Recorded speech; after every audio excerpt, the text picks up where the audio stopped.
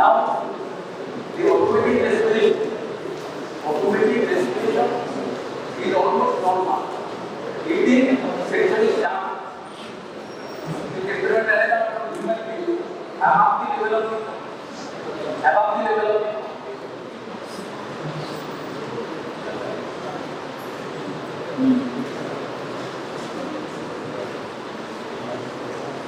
on middle final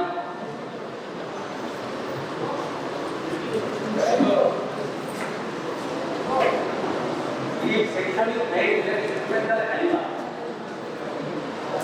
above the level of the pot, then normal respiration is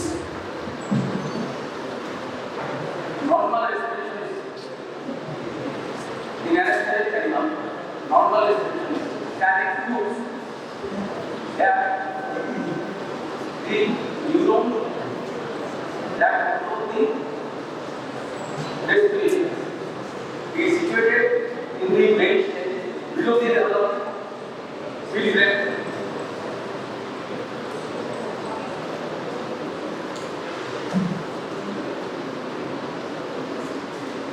Now experimental experiments, they are intact vagina or section vagina pilot. Let the infant of suppose and we consider the results are intact.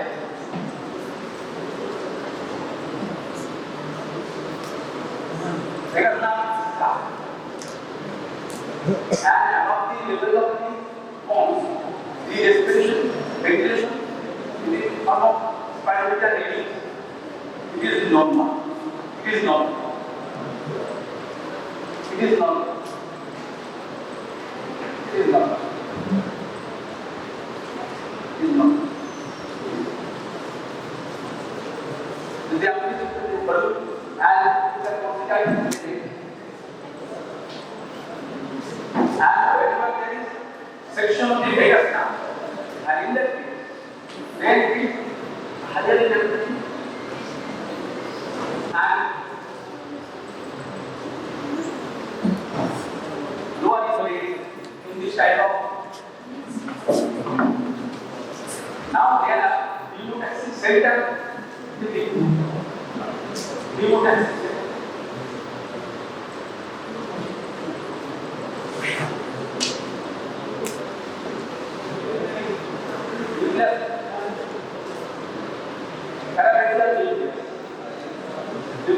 And in that case, if there is bilateral section, then in this case, whenever there is a chance and there is epididymis. And in this case, there is prolonged resistance. And when this section is below the level of the form, and in that case, there is a expression.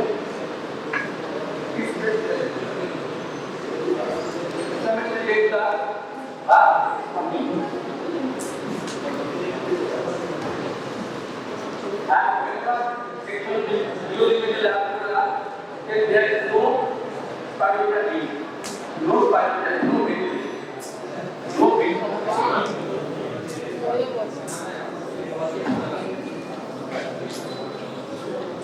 Here, in an experimental animal and in a human being, this section is made between the midbrain and pons. Then the respiration, normal respiration only. And whenever there is influence of the vagus nerve, and there is some amplitude, and the rate is 1, so that some immediately impulses is going Now in remote cell type, nucleus parameter or other nucleus, remote cell type can be formed when they are damaged. And in that case, when realizing that there increase the volume of epididymis, but here there is prolonged respiratory phase. It is called apneutic of apneusis. Apneusis.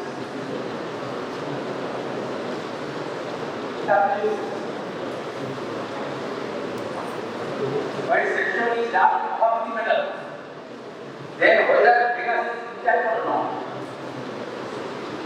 there is not much rate by the respiration continue.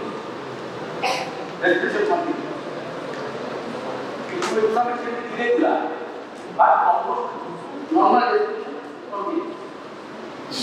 But when the section is made below the medulla,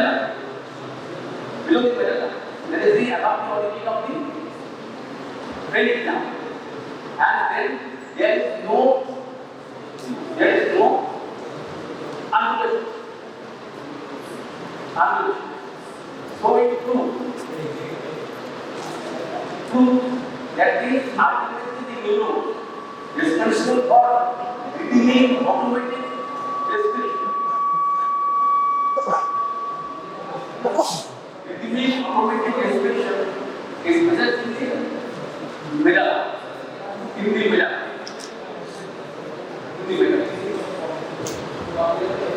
And this rhythmic respiration is controlled by pneumotax sector and the vagal level.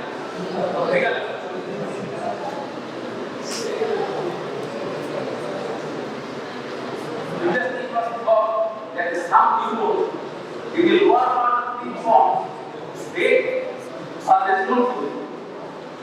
They are responsible for spontaneous discharge. And they send impulses to neurons in parallel. Dorsal respiratory neuron and ventral respiratory neuron. And from which there is connection with the phrenic motor neuron and thoracic motor neuron throughout the spinal cord, so that the intercostal can be stimulated rhythmically. But it has been proved beyond doubt. Currently, it is that is not apneutic center. They give us the concept of apneutic cell, and they say that there is a pacemaker cell. Pacemaker cell is similar to SNO. Pacemaker cell is similar to SNO is present in the medulla. And also SNO cells, pacemaker cells, they have spontaneous breathing. They can discharge spontaneously at a particular rate. In a knowledge about Janam's SNO rate, BV rate. You are learning cardiovascular system. And similarly, in case of distribution, there are some use of pacemakers, and they are connecting each other by synapses, and they discharge rhythmically. After some and they send the input to the brain. They are in between, will find clear in the text that in between the nucleus supposed to be center from which the discharging process arises. It's called pre-cortical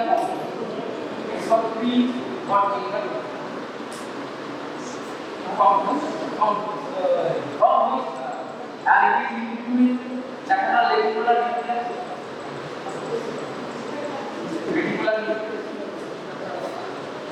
And nucleus ambulance. Okay, nucleus ambulance and from which fibers, it is one side, in the middle, and from which fibers can come. And they supply some of C3, C4, and as theta. And also the fibers can come and they can supply fibers to C1, Verina, and the external internal. This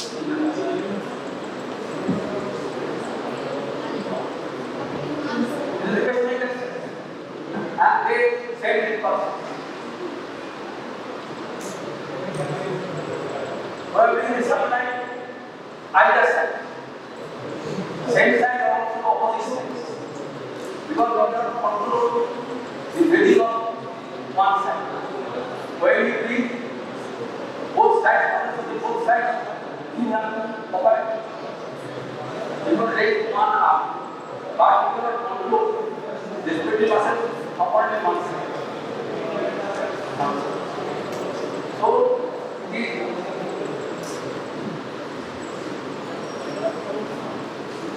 it is by this nucleus, they have the action. Or completed whatever they do not mention. But they say that if there is this connection is disrupted, then there is restriction, there is vericula, they cannot generate automatic distribution. Because experiments are done in the anesthetic chamber and when the human becomes unconscious, there is no automatic respiration to come. Anesthetic stimuli, they do respect and how this is automatic motion. Similarly, if this is connection is done, but there is but to destroy the dorsal medullary cells and ventral medullary cells destroy. But abolish, you can reduce, but abolish, you can reduce, but you cannot abolish the respiration. So it proves that these cells are secondary or they have control bodies. They are control bodies. Dorsal respiratory group of neurons, dorsal respiratory group of neurons, respiratory group of neurons, and ventral respiratory group of neurons bilaterally. They can convert and they can influence. They can influence. So they are not trying to work. It is the pacemaker cell. I have connected pacemaker cell. They are and they do give a tiga. Suppose and in this neuro, the cortical complex, we have a memory potential of -16 degree. And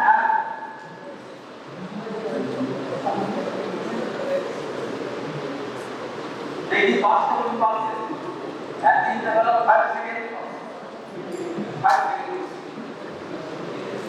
When the heart rate is 12 per minute, they give this type of discharge. And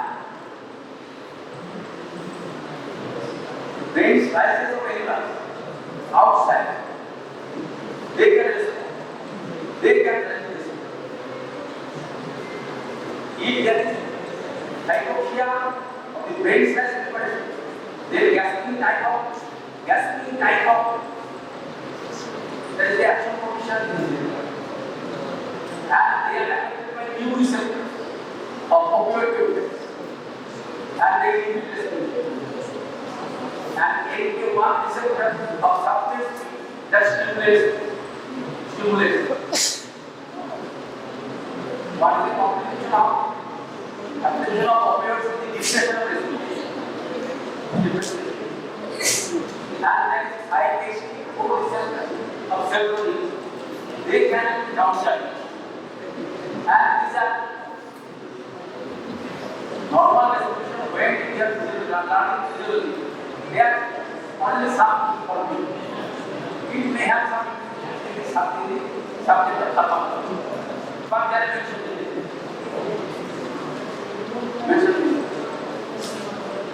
And in this way, respiration continues.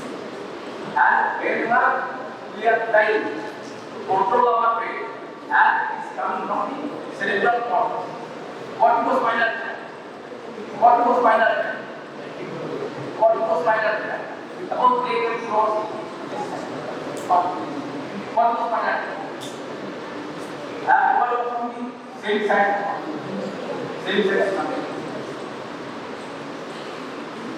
What was spinal cord? What was spinal cord? 5 minutes ago, here you can control it. You can go. You can stop your respiration. Stop your respiration. Breathe only. Breathe only. But not prone. Prone. Because chemical influences to time. And you know that in normal respiration, as the principal muscles are the diaphragm, supplied by peritonium and external intestine. Normal expression is an active process, but normal expression is a passive process in the sense that no muscle contraction is required. But any thought within distance body may normally to be exercised. That is forceful expression is required. Then internal abdominal muscles they do. So this they have some complicated connections. Complicated. Normally when you are considering normal situation, then there is reciprocal connection. When you go about the spinal reflex, flexor and extensor, they have reciprocal connection. Reciprocal connection.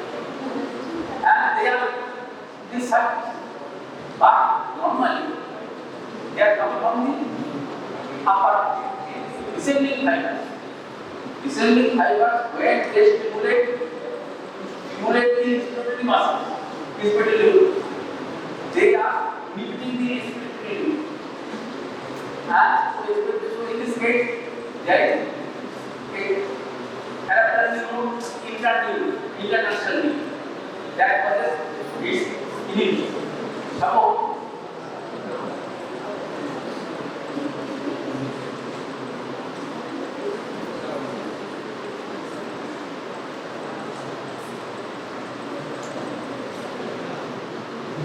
fiber is coming and stimulating but inhibiting expectorally. So there is a gland and there is another neuron. The inhibited neuron and the expectorary neuron is inhibited and vice. It is stimulation. Here there is stimulation and here there is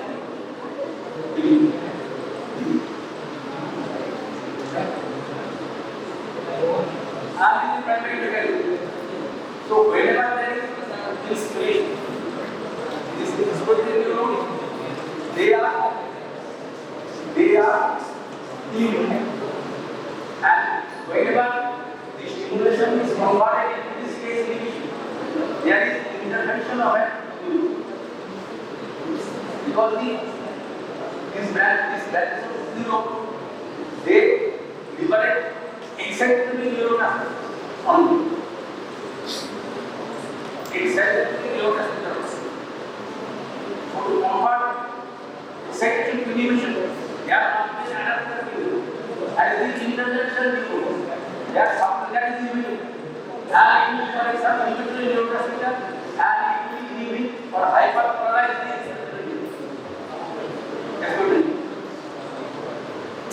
now we can whatever there is forced expression, and we see in that case we stimulate directly this neuron, and by another intervention neuron it will inhibit this.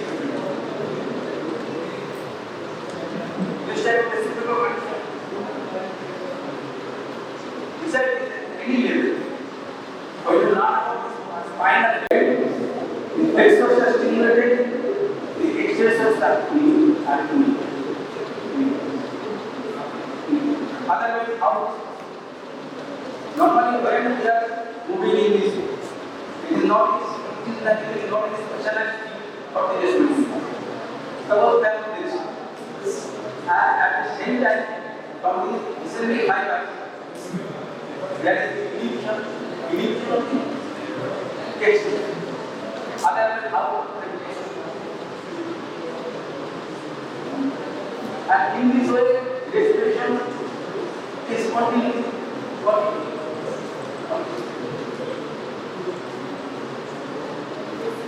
This is the basic neural regulation of respiration.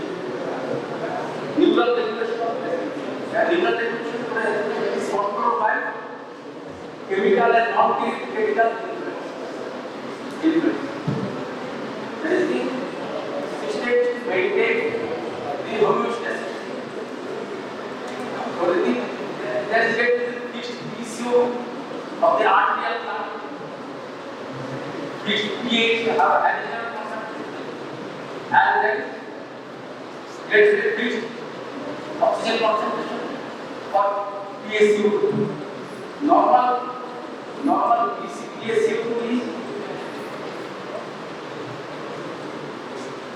normal P capital ACO2 as well as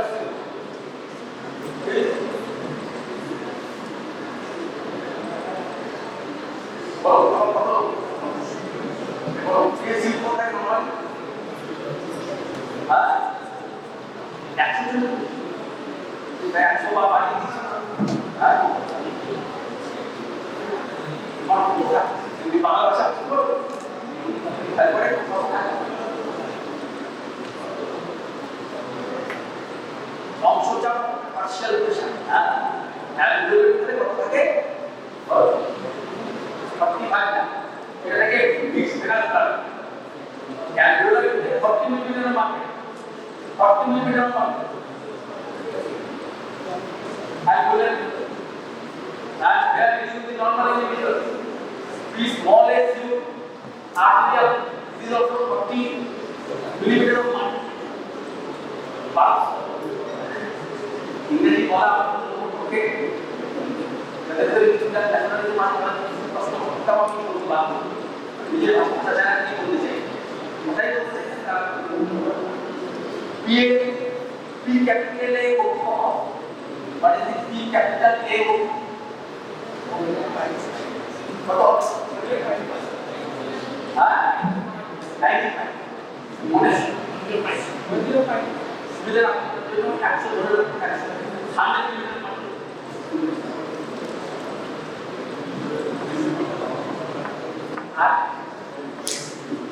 pH of arterial plasma, pH of arterial plasma, pH of arterial plasma. Only of the pH of 7.4.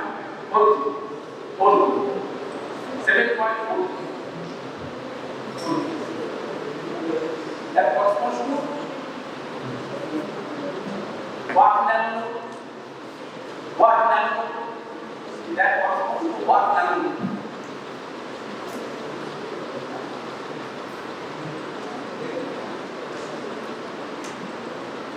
You know how much I can put it.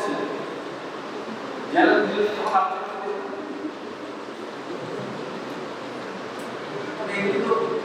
no, music to the yeah. You follow like that. He knows no, but no, he doesn't know so about there are 40 nano quality. 40 nano quality. Nano.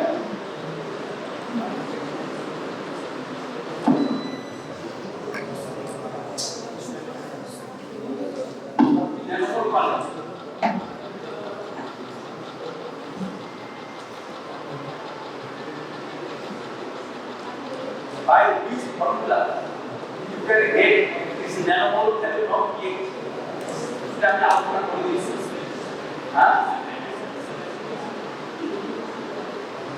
after that, there are after this.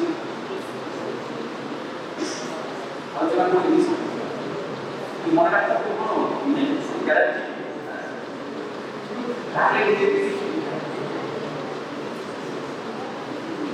এই case থেকে ন্যানোমলে কি করে দিয়ে যাবে এটা আর কেউ করে দেখাবো যদি প্রশ্ন আছে একজন করে দেখাবো এই সপ্তাহে সামনের সপ্তাহে আপনি দেখাবে আপনি এটা কিভাবে যদি না করতে পারেন তাহলে বুঝতে হবে যে আপনাদের এখানে চাকরি করা মানে হচ্ছে আমাদের একটা লোক ধরা সামনের সপ্তাহে এই সপ্তাহে আর দেখা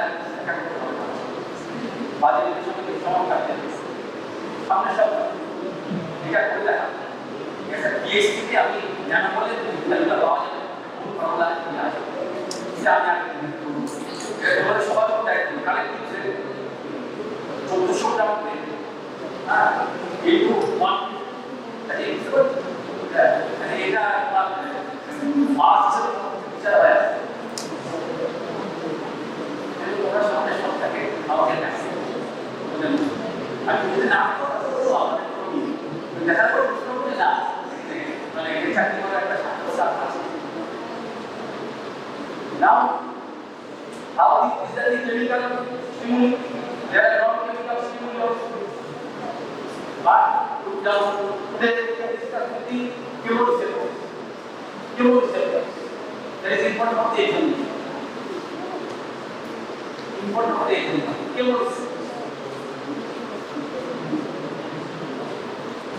chemoreceptors they to sense the level of PO, PCO and hydrogen atmosphere. Chemoreceptors are that peripheral chemoreceptors and central chemoreceptors. Peripheral chemoreceptors are carotid body, aortic body, carotid body.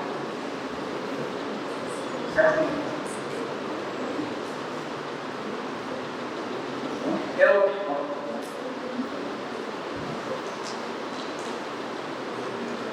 These are peripheral chemoreceptors. And central chemoreceptors or medullary chemoreceptors. Medullary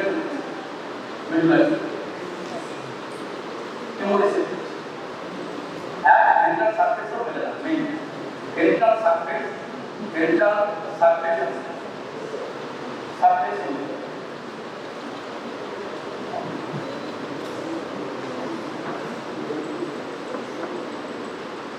other areas can be mentioned that there are this is the principal area the other areas there are some areas that there are also central chemoreceptors like the vicinity of cactus solitarius hypothalamus and erectile there are some important areas ventral surface of the medulla is most important opposite the lower cranial 9, 10, 11 and 12 ventral surface they are not directly they are separated from that separate in the thumb from the respiratory dorsal ventral respiratory they will present but indirectly they have that this and this amount and carotid body is important for the examination. क्या बोला? क्यों present? That is short of some note on carotid body.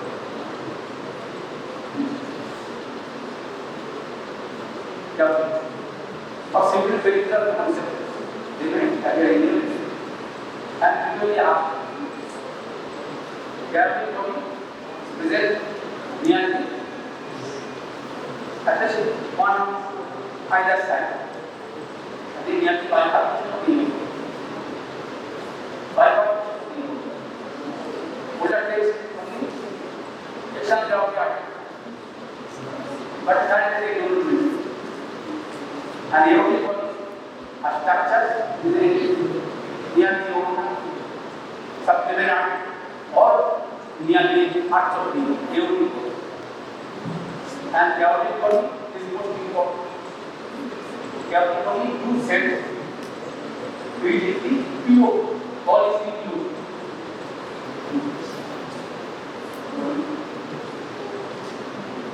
Carotid. And this carotid body consists of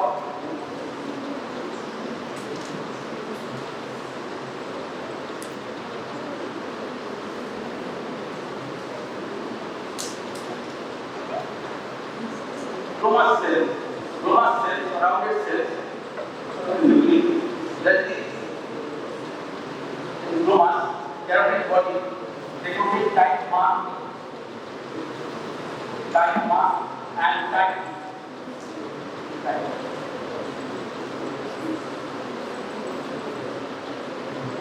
Type 1 cells, they are rounded,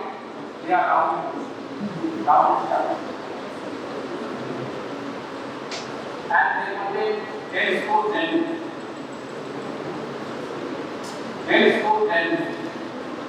catecholamine secretion, then dopamine secretion, dense core gland, and they are connected to the apparent branches from glossopharyngeal gland, cup-like structure, glossopharyngeal gland.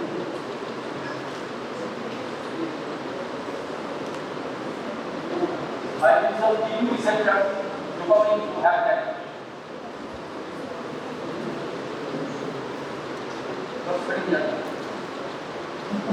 There are sinus nerve or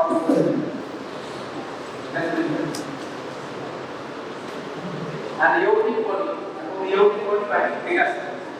The aortic body by figures.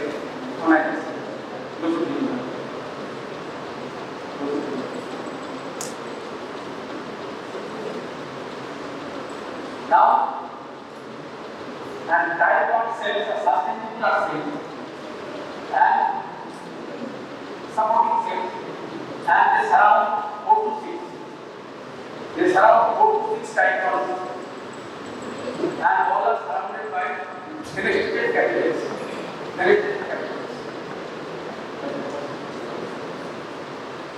And they are thinly myelinated, and when they leave the carotid body, they are thinly myelinated.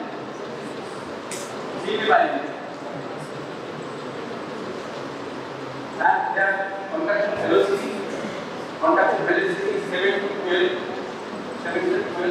meters per second. And their diameter into and contraction velocity 7 to 12 meters per second. Thinly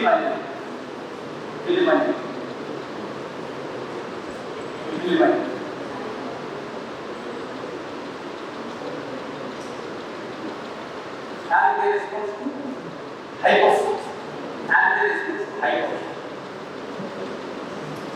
hypoxia. Their principal, they are sensitive to oxygen.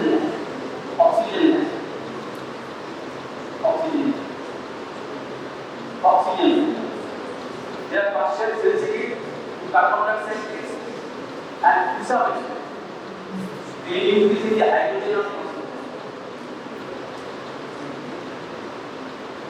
In experimental animal, let me see that if this carotid body of both sides is sectioned, then the effect of hypoxia on respiration is absent. Effect of hypoxia is absent. And hydrogen concentration in between 7.35, 7.45 there. But carbon dioxide stimulation, they remain, and that is 35% reduction. And it proves that in that case, the central chemoreceptor are big. 65% or more, it is due to central chemoreceptor stimulation. There is a link between ventilation and this dark emission. but the use is not oxygen. It is the carbon dioxide that is primary. Carbon dioxide. Now, this carotid body has a small mass. Suppose it is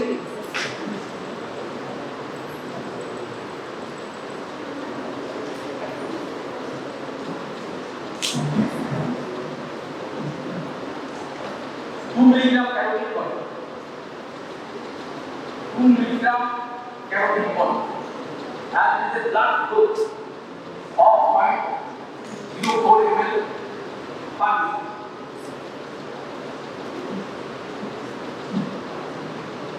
Blood 2 milligram.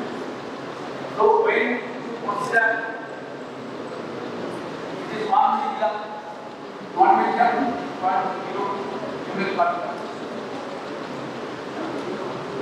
So when you consider the case of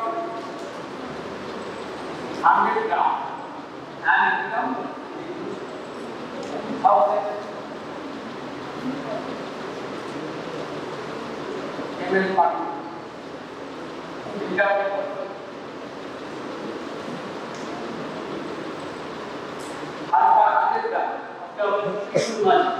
And this is the truth. In case of kidney, 100 gram flow is 420 ml per minute. And in case of brain, 100 gram is 54 ml.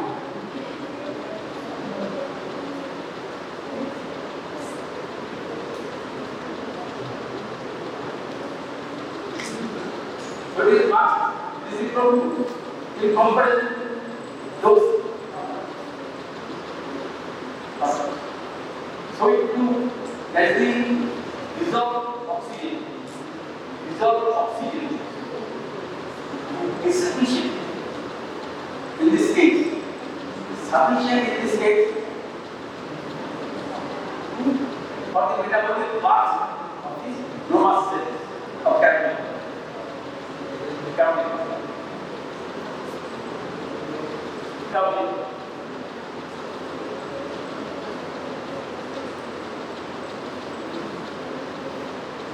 Whose blood?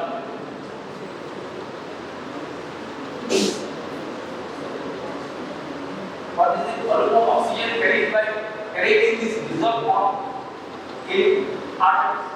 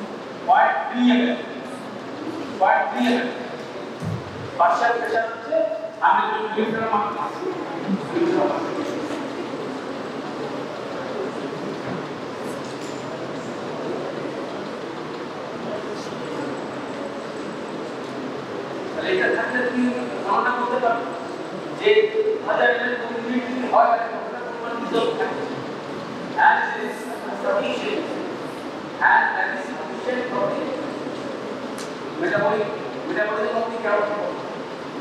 2 milligram gasoline. There is dissolved oxygen. Dissolved oxygen. And this is the article. So normally you can and it is anamas.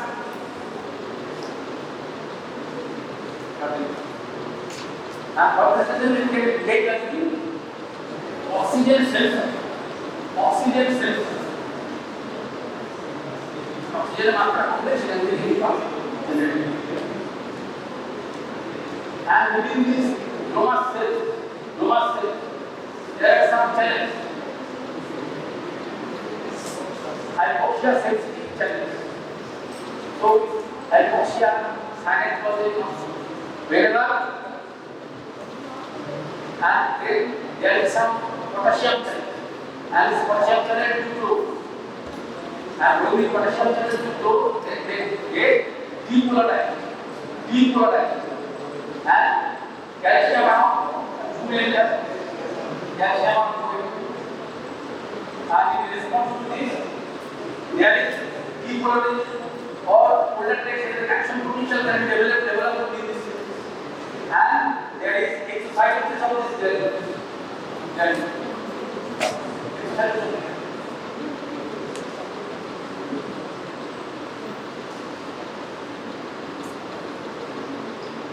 then there is the impulse can be generated. Impulse can be generated by dopamine receptor. Impulse can be generated. Chromatin cell. They have left chromatin cells available.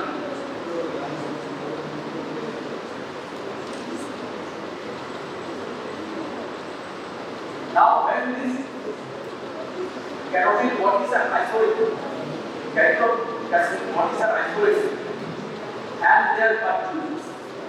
As you see that when partial pressure is reduced below 100, then there is increase in the impulse. But in reality, whenever the alveolar fluid or below 60 millimeter of mercury, then there is also increase. If the carotid body is isolated, and they are partial, yes, we see that when it is below 100 millimeter of mercury partial pressure, and they in that condition, there is increase in the impulse. Suppose in this case, number of action potential of impulse 2, 4, 6, 8, 2. Impulse is passing. Action potential or impulse. And this is PO. And when you are getting suppose it is 100, and when it up to this level, it is there is not much impulse coming. And in that case,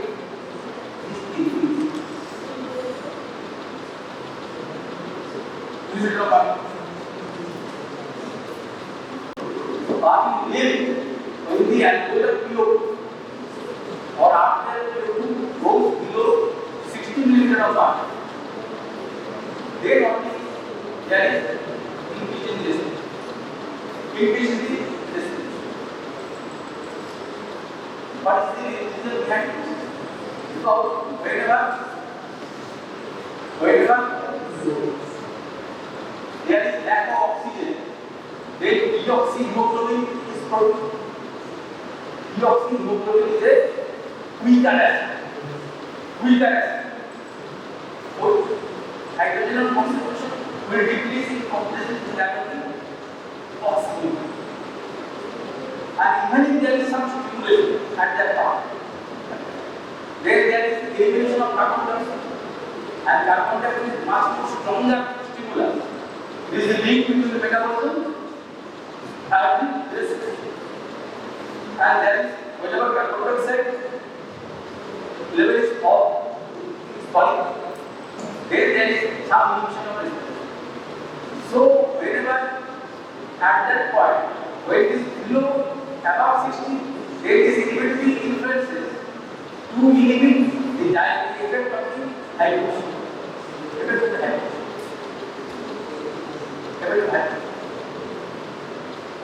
But when it is below 60 millimeter alveolar pressure, then this inventory impulses are overlaid, and there is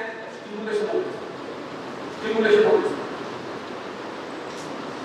And for this reason, and it is also interesting in that in normal anemic individual, the content of oxygen is low, but the partial pressure, otherwise normal anemic individual, partial pressure of oxygen in the alveolar will remain normal. In anemic individual, content of oxygen by unit volume is lower, but partial pressure remains normal. एजाई को अगर बोलना है कि हाँ जब अगर बोलना है कि पेपर करना चाहिए तो उसी तरह की भाव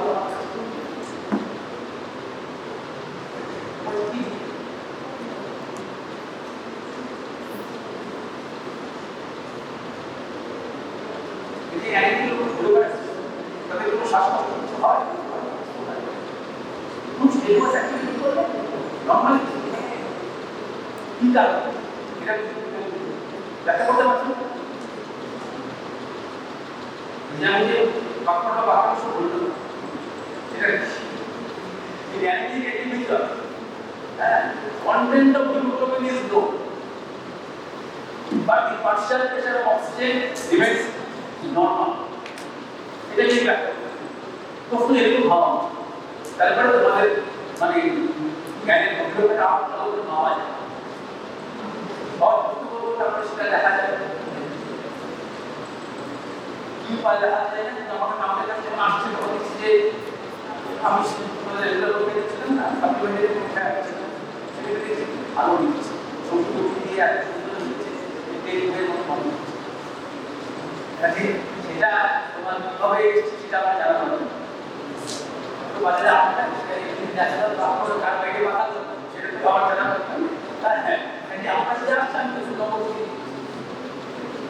কিন্তু তোমার অবস্থা থেকে আমার সেটা বিশ্বাস করতে চাইছে যে এটা natural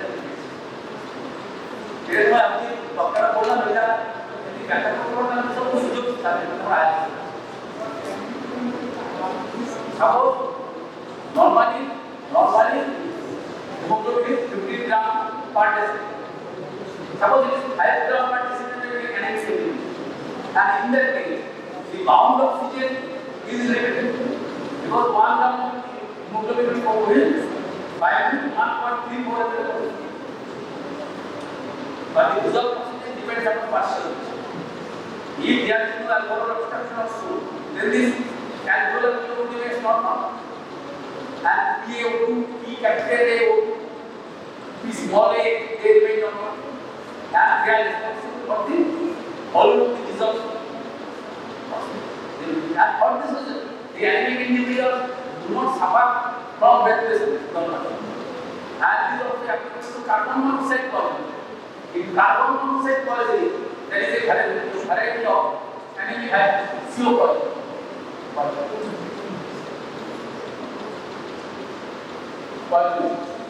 And there is not much stimulation of respiration. Because carbon monoxide ignites hemoglobin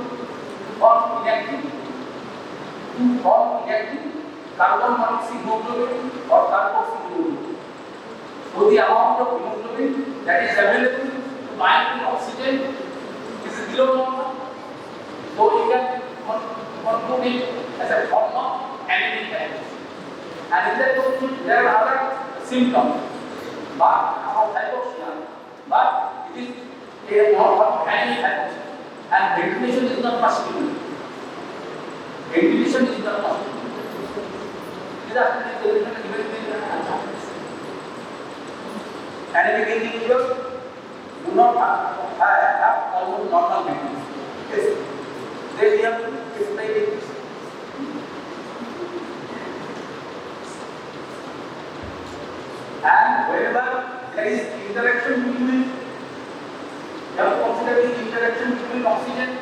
and carbon dioxide.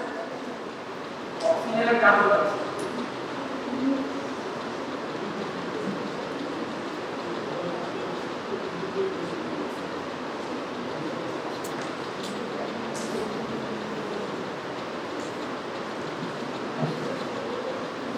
The capital AO and ventilation, respiratory ventilation, little part there are some molecules, and carbon dioxide is maintained just above normal, below normal, and mass above normal. And in that case, suppose it is 37, and it is something above 40, and it suppose it is 40. PSU.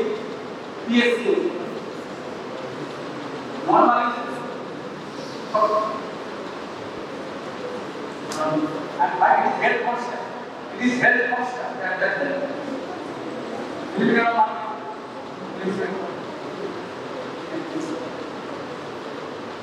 then we see that whenever there is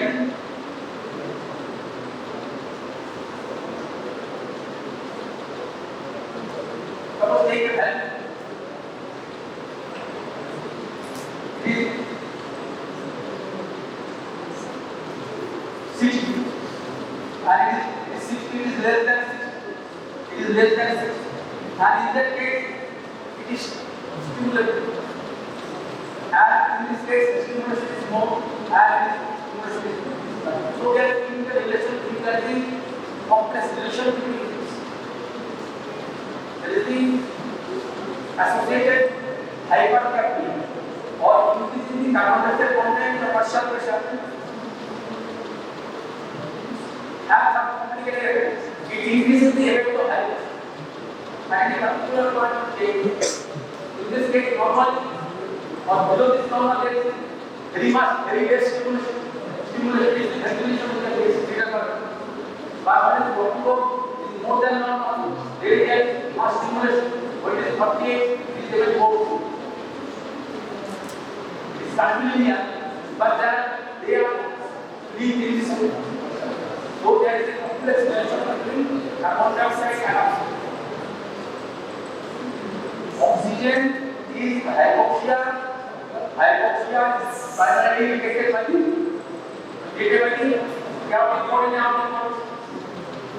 experimental animals, if both these bodies are moved, and then hypoxia will depress the respiratory system. Hypoxia will depress the respiratory system. Hypoxia stimulates respiration. Hypoxia stimulates respiration. But in the absence of peripheral receptors, this hypoxic effect is gone, and in that condition, hypoxia directly depresses the respiratory system. Directly depresses the respiratory system. Directly depresses the respiratory system. And it is given in these great reliable tests. They show the interaction between PCO and PU. So indicate that hypoxia and hypercapnia, they have angle,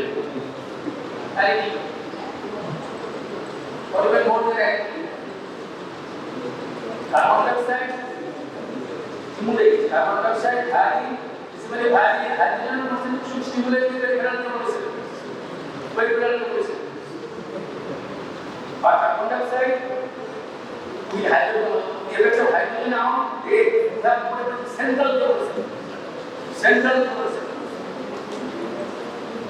So normally, when the alveolar tube or below 60 millimeter margin, they are stimulation. They are stimulation of vesicles. But in case of carbon dioxide, slight increment will increase the vesicles. It is much more, carbon dioxide is much more effective stimuli of vesicles. Our system responds better to that than carbon dioxide. And it is really dangerous because carbon dioxide it is converted into carbonic acid and it dissociates. And acidosis is serious. Serious. If respiration is got to close completely 1 minute or so, then it is very much difficult to survive.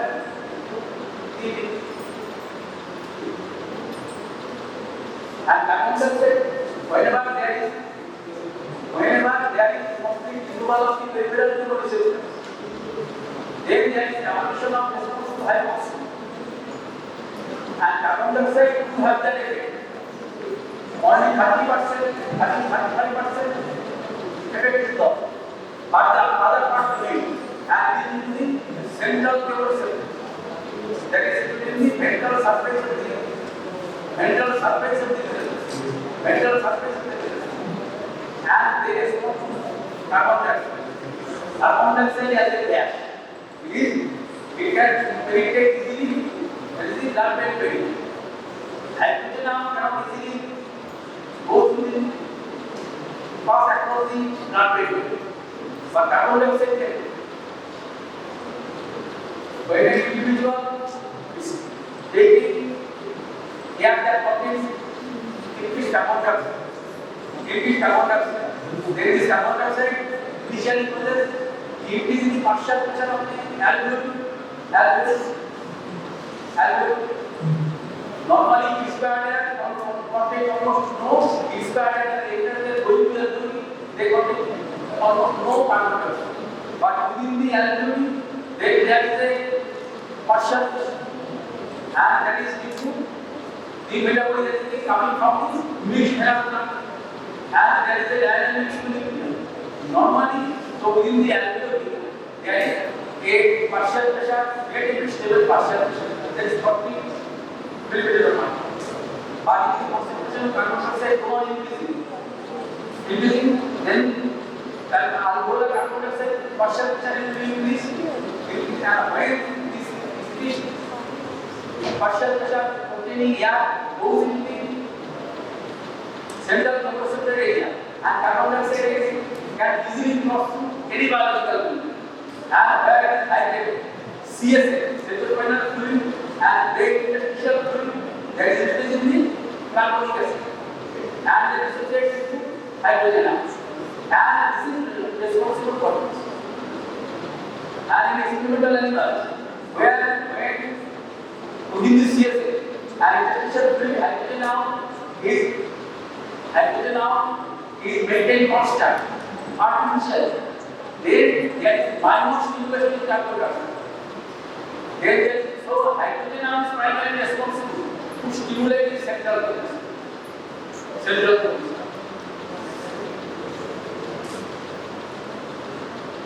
There is no much time. That is, from next day we start with the effect of carbon dioxide and remaining part. Remaining part is the efficient respiration. So we have to go through and have some knowledge regarding neural control and chemical control. There are also non-chemical controls. They are coming from the periphery, muscle, tendons, joints during exercise. They are coming from the brain, hypothalamus, limbic system of body. And so there are chemical and non-chemical. So we discuss the remaining part in this session. Today we will discuss about the support of uterus and about the agile, the female internal genital organ. You all know, before going to main discussion, you should know about the uterus along with the ovary and uterine tube. The parts of uterus, I will draw a image diagram.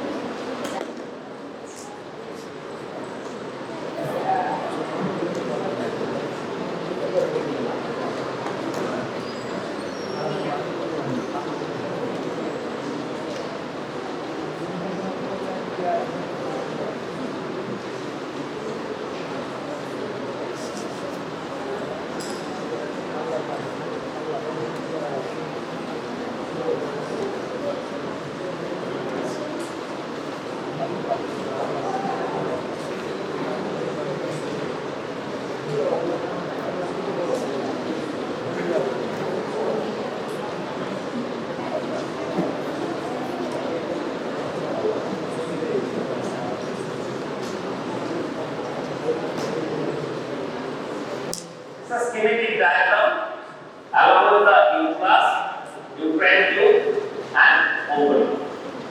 It is located in the pelvic cavity. So this is the pelvis. You see here, this is the pelvis. Pelvis having, bony pelvis having the cavity, inlet, no outlet. The uterus along with the cervix, the part of uterus, uterine tube and ovary, and along the vagina, all are inside the pelvic cavity. But some parts of the vagina are in the perineal portion. Superficial perineal pouch and perineal pouch. In case of female surgery, you know this is the anterior wall, this is the posterior wall of the pelvis, and this is the lateral wall of the pelvis. So what is the location of the uterus in the pelvic cavity?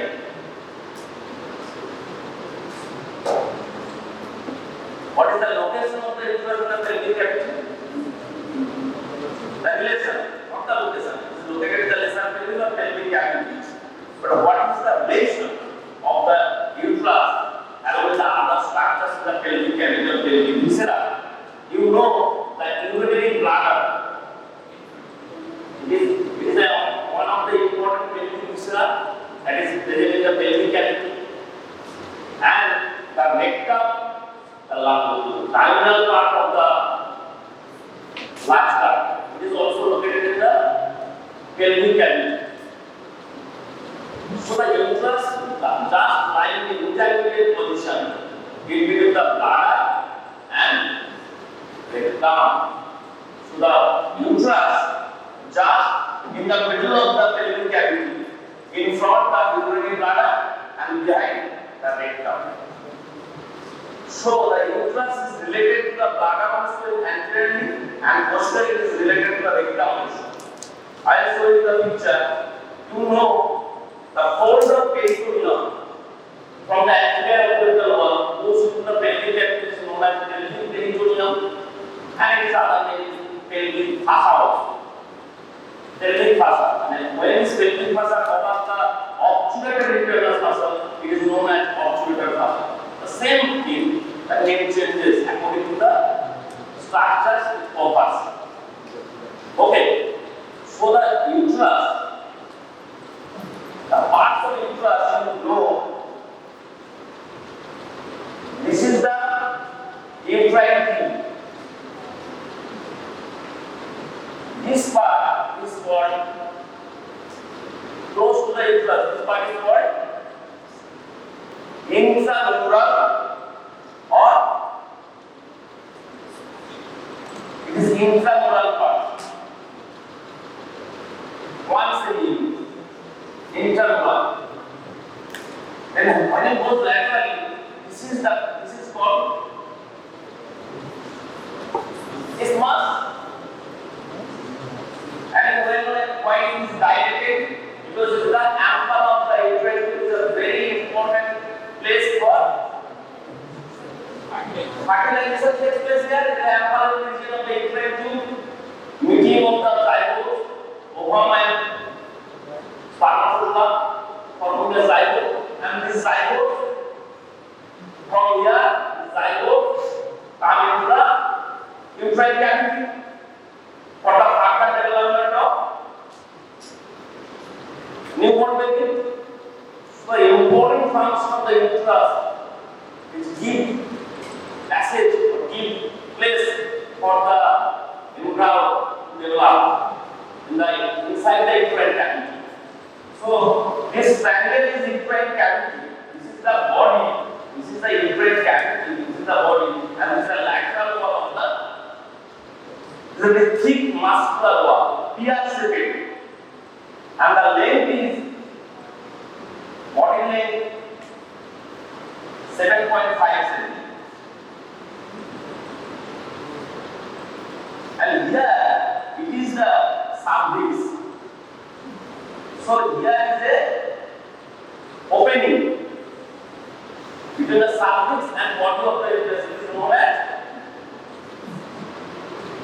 It is known as internal os or internal ostium.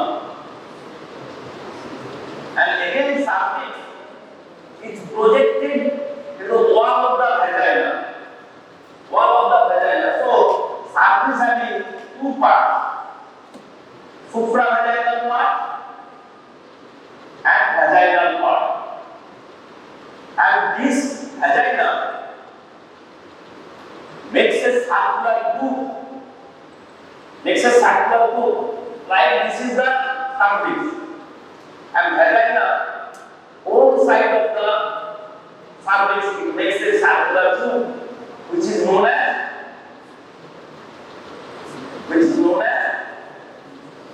fornix, a gutter-shaped base around the cervix. Who does? The vagina. It is known as, you cannot see here the posterior fornix. You see here the lateral fornix and anterior fornix. Here, the anterior fornix. It is very, very important in obstetrics and gynecology. A procedure is done known as colpotomy. When it comes to the gynecology and obstetrics, colpotomy is there. Posterior colpotomy, anterior colpotomy. And this lateral fornix again very important. And anterior fornix also. Two important structures lie here. Who will tell you? Two important structures. First in the lateral fornix, then in the anterior fornix. Anterior to the vagina.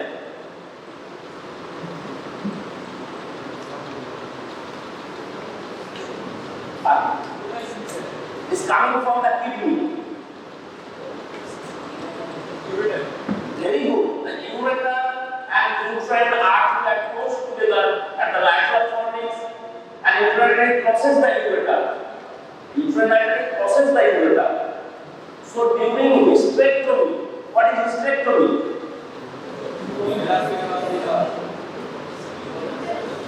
Uterus.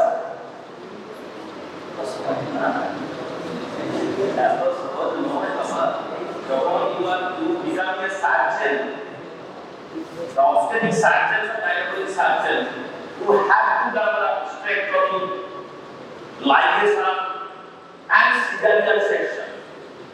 That is elucidates, lower uterine cesarean section. Nowadays it is very, very famous, not normal delivery, cesarean delivery. Like it is not there.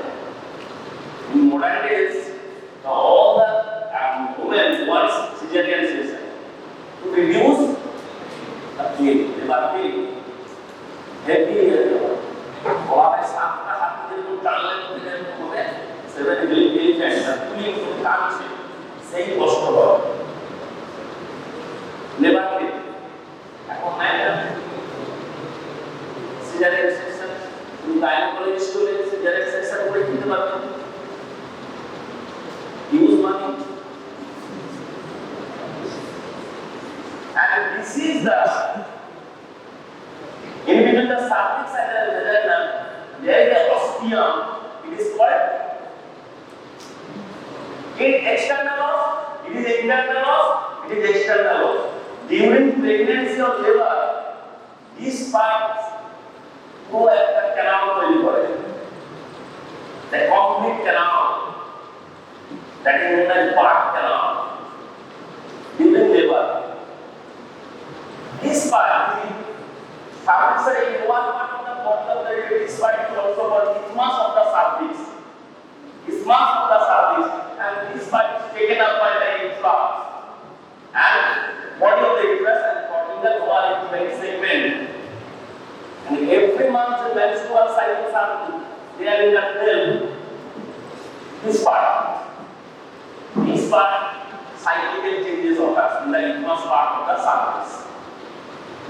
External of नालीपिरा से क्या हो? नालीपिरा caiman देखते? Very good, circular. This is circular lines. And in the multipiral seminal, it becomes the transverse slit. having anteriorly and posteriorly.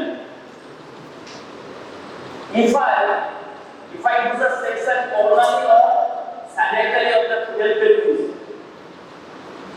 this cavity of the body of the uterus triangular in sagittal section. In coronal section, it is a slit. Cavity is very small, but when there is an embryo, you have two one sides. Myometrium, uterine musculature, two new one sides formation. Cavity অনেক বড়। Cavity uterus কোথাও যেতে পারে না। Up to epididymis, gravid uterus, pregnant uterus, it reaches up to the epididymis at 8 months of pregnancy. Then it goes down during labor. So this part is called fundus of the vagina, fundus of the stomach, fundus of the gallbladder. But if fundus is there is no fundus in the liver. The gallbladder is stomach is the fundus gas is there. Here the fundus just it is above the opening of the uterine tube. This fundus.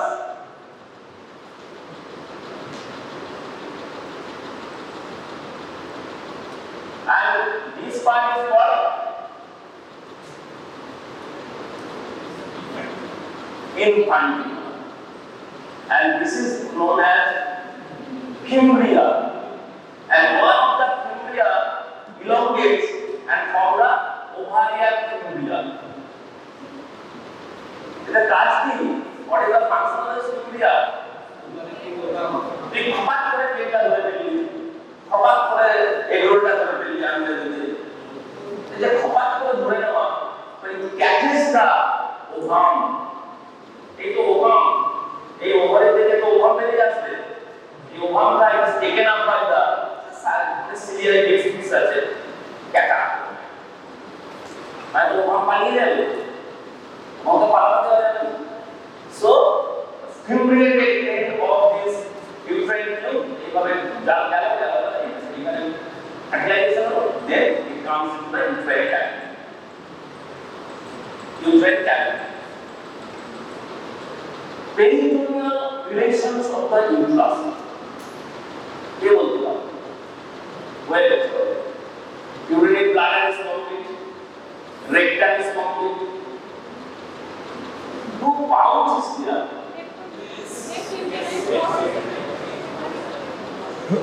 Between the bladder and the uterus. Uterovesical fold of peritoneum and this pouch is called uterovesical pouch.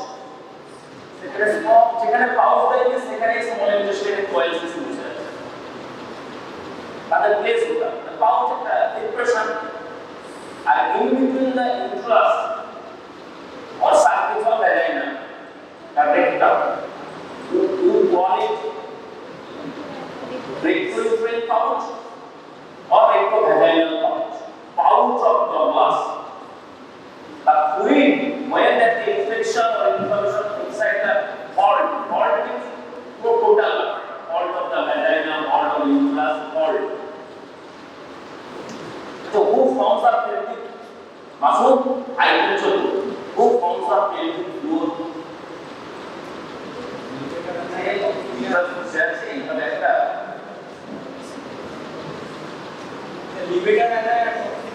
Very good. The levator and coccygia forms the pelvic floor. It is a diaphragm also. The diaphragm is formed both sides, slab-like structure known as urogenital diaphragm. Pelvic diaphragm. Pelvic diaphragm. The pelvic diaphragm. Pelvic diaphragm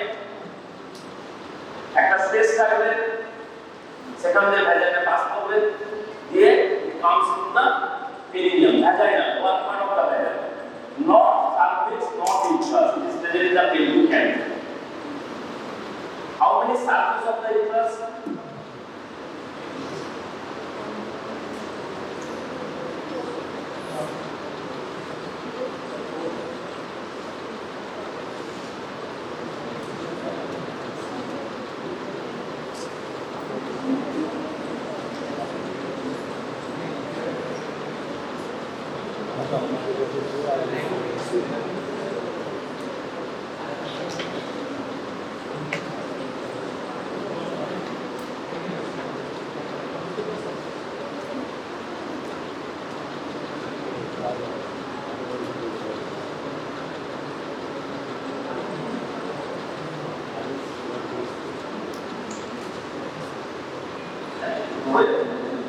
এটা bladder, এটা uterus. Uterus ব্লাডারের উপর কখন step থাকে? তখন ব্লাডারের উপরে step থাকে। আরে বাবা, when the bladder is empty, when the bladder is empty, এখান থেকে কিন্তু আসবে। The uterus is antiflex and antivacuum in position. Sometimes some women have retrovacuum uterus also. কারণ এটা কি ছিল? The body, it must have the body of the uterus and the axis, the long axis of the body of the uterus and body of the cervix, the axis of the cervix forms an angle. It is known as antiflexion. The antiflexion for vagina, for person. Antiflexion is the long axis of the body of the uterus and makes an angle with the long axis of the vagina. Like erectile axis, the axis is 90 degree. It is known as antiflexion, angle of antiflexion. What happens to it before the when uterus, the long axis of the body of the uterus makes an angle with the axis of the vagina. It is known as antiflexion. Generally, the uterus is located in the pelvic cavity, antiflex and antivacuum position. Antiflex and antivacuum. Right? The cervix, a cervix axis and uterus axis of the vagina. That is antiflexion. Antiflexion. তাহলে পাউস দুটো কি হয়ে গেল? একটা হলো বল uterovesical pouch, fold of seminal, the fold vesicle fold of peritoneum, our recto-uterine fold of peritoneum. A pouch is formed, that is called recto-uterine pouch, just behind the uterus. The rectum is there. The in between কে থাকে? Pouch কে বসে থাকে।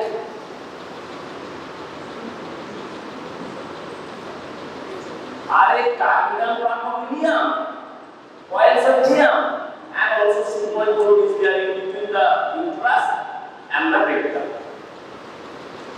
আমি যখন cervix বলছি, cervix কি? Lower part of the uterus, body নয়, cervix is also known as cervix uterine.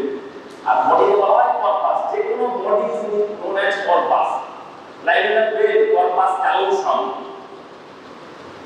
Body ব্রেনে corpus callosum, এখানে corpus। অনেক জায়গায় corpus হবে। corpus means body. তাহলে corpus মানে body of the uterus and cervix uterine. এটা সাপোর্ট কি? এটা তো পড়ে যাবে। Pelvic diaphragm supports the uterus along with the cervix and vagina, some part of the vagina. তার নাম কি? pelvic diaphragm. এবং the part of coccyx, from the posterior surface of the humerus, pubovaginal part, it's a muscle, it's a part of the uterine muscle. Pubovaginal part, like pubovaginal part, vaginal indirectly supports the vagina, and then it supports the upper cervix, like indirectly support the uterus. It indirectly supports the uterus. Okay, this is what it is. আরেকটা পড়াশোনা perineum পড়েছো? উদাহরণটা perineum. Perineum পড়েছো, perineal pouch, perineal pouch পড়েছো? আমরা পড়েছো? সেটা যদি পড়তে তাহলে perineal body, hypomuscular perineal body between the anal triangle and the vagina. And midline structure, perineal body. Almost all the muscles are inserted in this perineal body. They also support the vagina. Some vagina. Urovaginous part. Liver, due to peritoneum. Peritoneum to mechanical support line. This peritoneum to mechanical support or high support.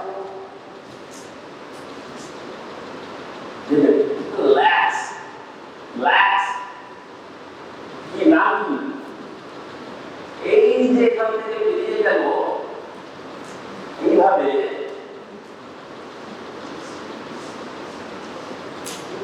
সব cover করলো তার নাম কি?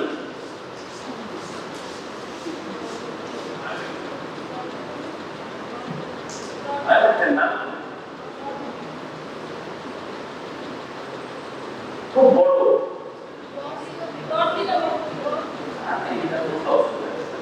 this is known as cord ligament extending from the lateral wall of the medial it is attached to the lateral wall of the uterus along with the cervix and extend laterally in the lateral pelvic wall. What is the passage of the obturator passage? Obturator internal ligament flow চলে গেল। এটা কি করলো? আমরা কি বলেছিলাম যে uterus is the middle, front bladder, behind rectus. তাহলে এটা partition করলো না? It gives the partition of the pelvic cavity. সামনে থাকে bladder anterior compartment, posterior compartment থাকে rectal and the anal. Rectal are it's a perineal structure. The partition করলো uterus and broad ligament. Broad ligament তাকে সাবকুস করে। আমি যে বললাম না দুটো সাবকুস আছে। যেহেতু bladder দুটো সারফেস আছে মনে রাখবি।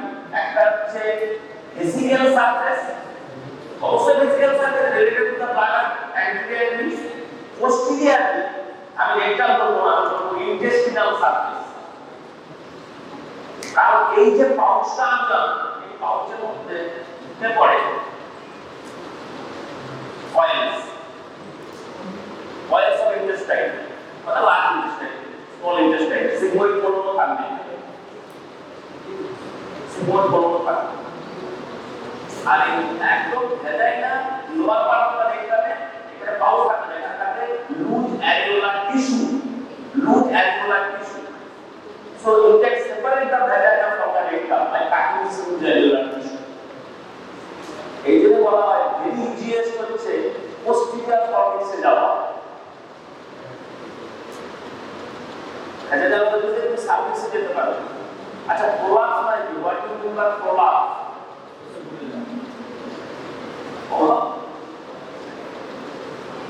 Is deviation the normal condition?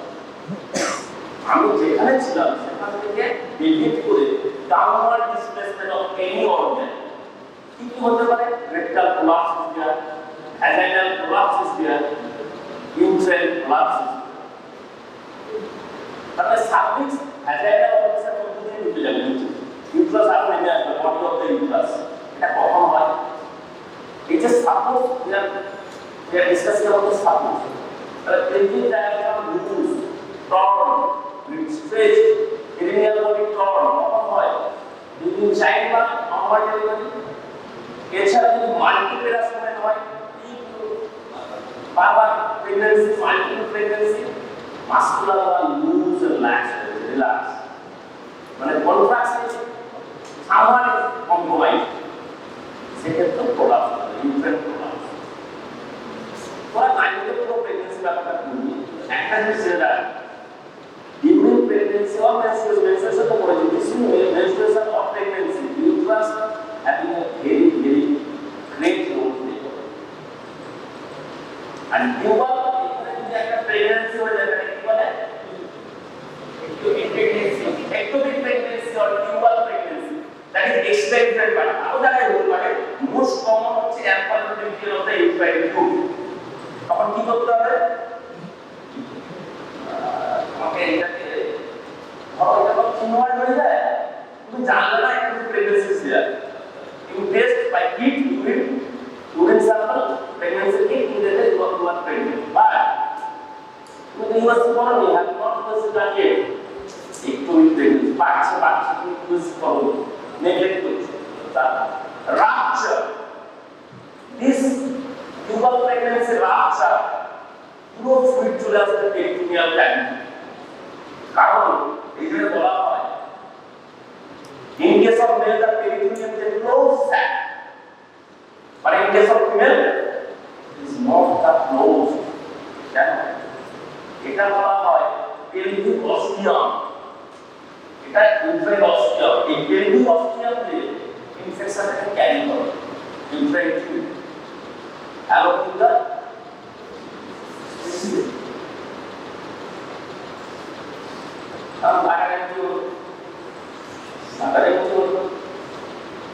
distended নয়,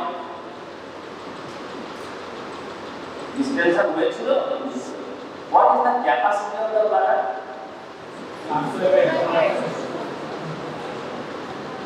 একজন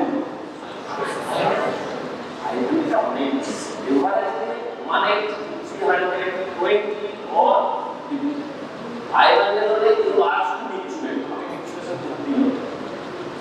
bladder যদি না কন্ট্রোল আছে প্রচুর bladder জমে রাখতে পারে, you have to intubate, desire for intubation, bladder পুরোটা ভালো করে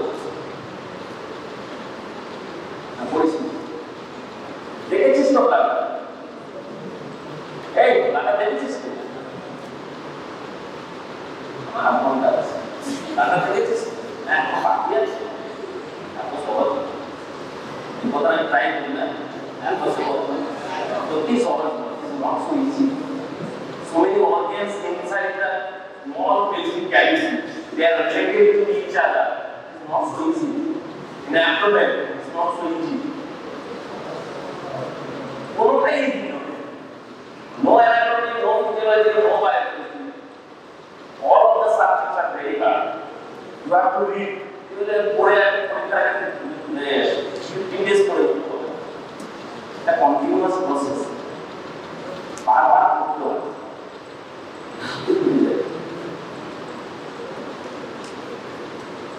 তাহলে ভুলে যাবে, আবার read এছাড়া কোনো আর এখন ফাংশন থাকে না, শুধু পড়ে যাবে আর বাকি রিল্যাক্স করো, বসে রিল্যাক্স করো, আমরা রিল্যাক্সটা বেশি পড়াটা কম, কতজন মনে আছে অ্যাটেন্ডেন্স 50 না 50 100 আছে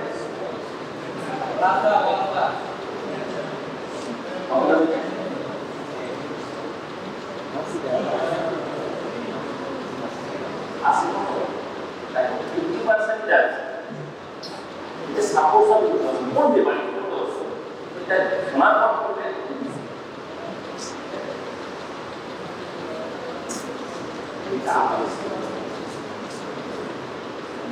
এই ব্রড লিগামেন্ট ওপর দিয়েও যায় on the anterior aspect, that is vesical surface or পেছন দিকে intestinal surface তাকে কভার করে, এই জন্য বলা হয় the broad ligament is a double fold of peritoneum which like a serous encloses the anterior surface along with the posterior surface, then from the lateral margin of the uterus it comes into the pelvic cavity, lateral wall of the pelvis.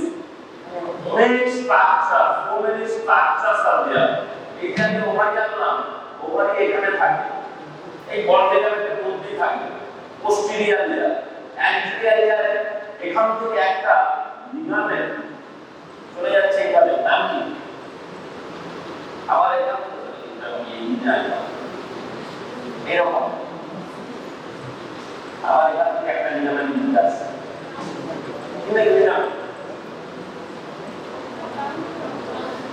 round ligament of uterus, it is one of the important structures supporting the uterus, and it is the remnant of ছেলে কি করছিস মোবাইলে gubernaculum of the testis is disappeared, but the gubernaculum of the ovary it is persist as round ligament of the uterus and ligament of ovary. Ligament of ovary and round ligament of uterus, it is the remnant of gubernaculum of the ovary, that is identical to the gubernaculum of testis, and it supports the uterus anteriorly. We say no, no, এখন আর কাটবে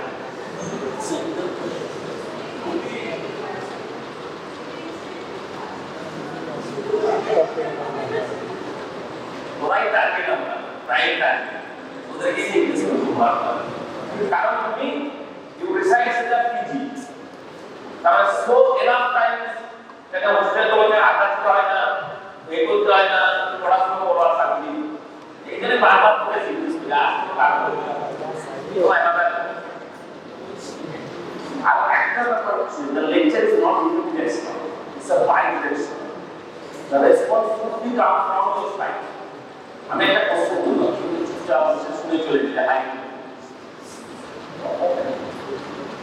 তোমাকে এর মধ্যে ঢুকতে হবে তাহলে এটা ইংলিশ লেকচার ওই এক ঘন্টা তোমাকে এক ঘন্টা শেষ করতে হবে কনসেপ্টটা না বই না বুকস না ফোন তুমি তারপরে যে বই পড়ো গুগল করো যে দেখো প্রবলেম যেমন দেখি করবি না তবে জানি কি বই খাবি রুমে গিয়ে তারা মোবাইল চাও লস্যি রক্ত এসব খাবি না কোনো অ্যাসিড হবে না কিছু হবে বুঝছেন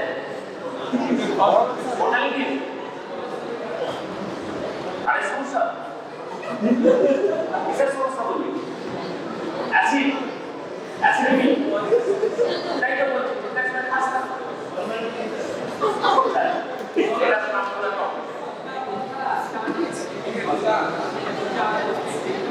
এই প্রোটিনের তিনটে পার্ট আছে নাম দেওয়া আছে একটাকে বলা হয় মেসোসাইলিক কোন পার্টটা part between the urethra and ovary mesosalpinx. Upper border, free border of the broad ligament contains the urethra tube. Urethra tube also is a content of broad ligament. Broad ligament short border.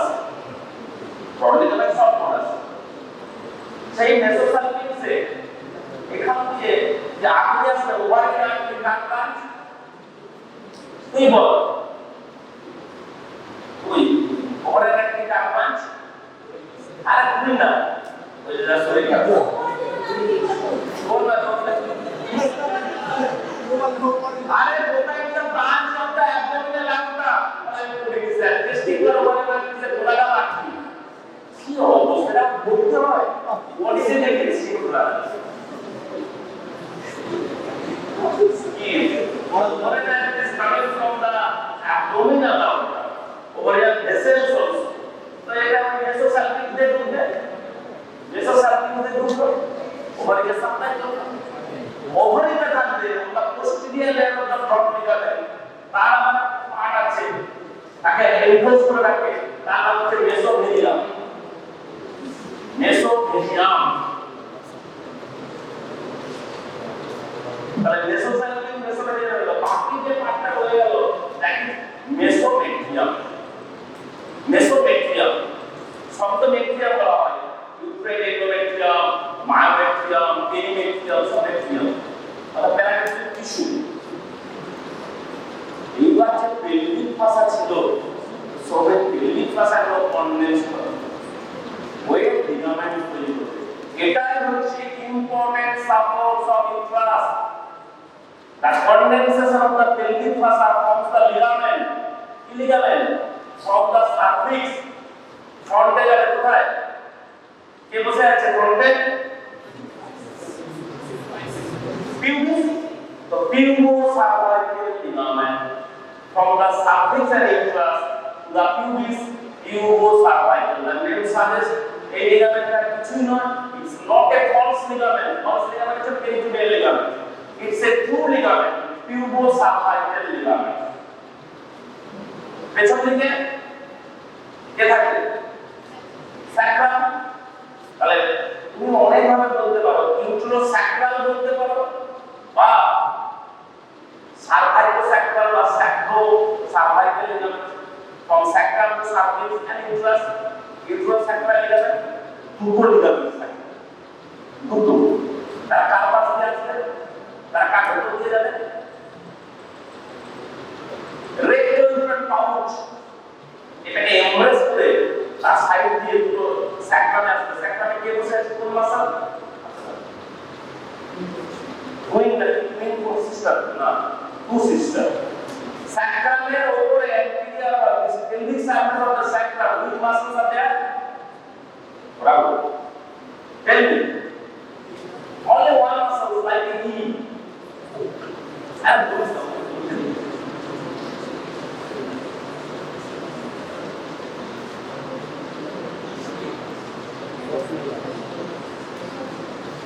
no anybody everybody knows piriformis তাহলে piriformis এর উপরে ফাঁসা থাকবে তাহলে ligament attach into the piriformis আচ্ছা length of the A Babu toilet থেকে সেরে এসে গল্পে তুমি দেখছো তাই তো পেটটা উঠিয়া বাড়া উঠিয়া কথা বলছিস কেন you tell me length of the vagina that's it 10 feet vagina having anterior wall vagina having posterior wall কে ইনভেজিনেট করে vagina anterior wall কে পড়ে কে ঢুকে পড়ে अरे lower part of the cervix छवि है सामने तो छवि the picture is in front of the blackboard सही जब तो cervix है टू पार्ट vaginal ऊपर supra vaginal part vaginal part का vaginal part of cervix vaginal extend no vaginal extend no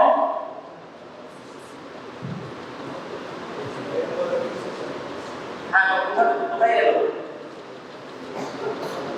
ওটা পর্যন্ত এক্সটেন্ড করে রয়েছে the vestibule that is the opening in between the labia majora it extend up to the vestibule of the vulva এবং vulva vestibule that's it male external genitalia below some external genitalia just below the pubic arch is found in front of below and in front of the pubic arch male होता है female होता है male में क्या बात penis female की बात vagina और urethra और is labia majora majora vestibule greater vestibular gland এটা mons pubis বলা হয় clitoris so many structures in there in the external female genitalia পড়তে হয় না নামগুলো জানতে ঠিক আছে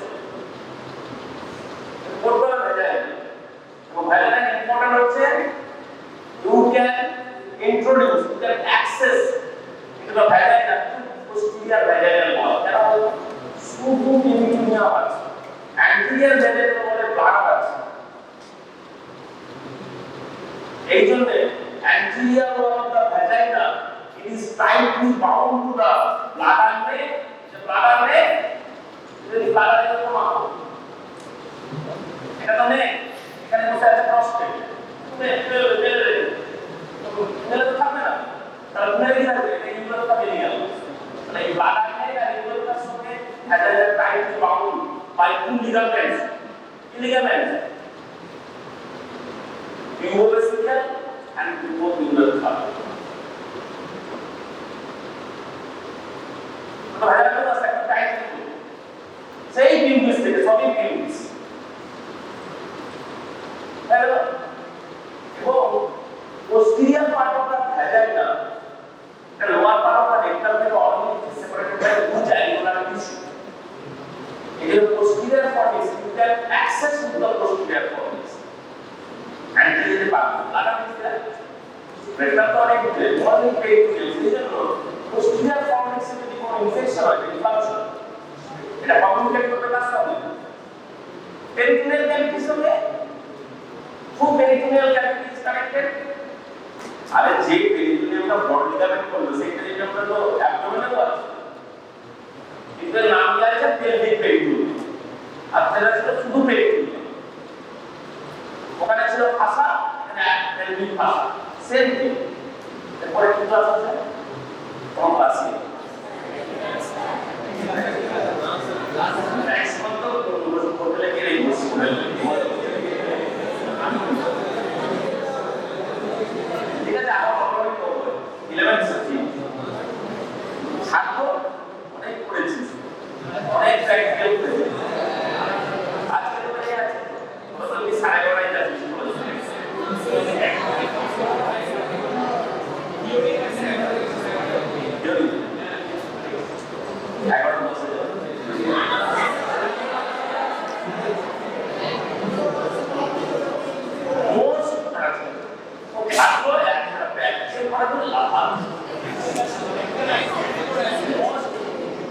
most important ligament supporting the uterus যাকে বলা হয় এগুলো নাম আছে না, তার নাম কি? কার্ডিনাল লিগামেন্টস, তার নাম ট্রান্সভার্স সার্ভাইকাল লিগামেন্টস, তার নাম হচ্ছে ল্যাটারাল সার্ভাইকাল লিগামেন্টস, তার নাম হচ্ছে ট্যাকেন্ডোর্স ligaments.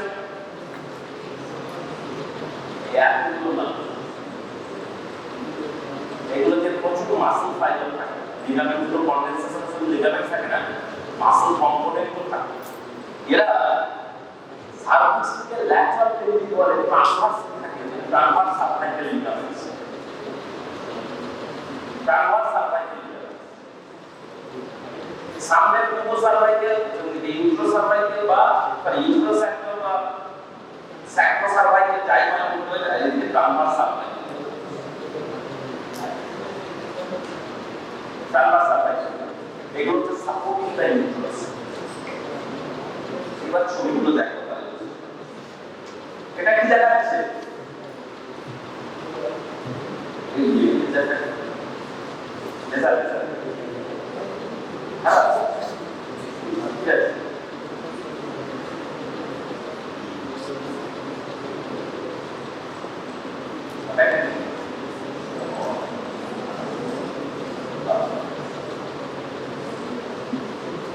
You see here, this is broad ligament, and this is the oval fibula. See what closer operation ligament. This is hyaline. Ligamentary muscles, the medial margins of the ligamentary muscles on the lateral aspect of the lateral fornix factor. Here, the uterine tubes. Uterine tubes. Uterus में supply करेंगे blood.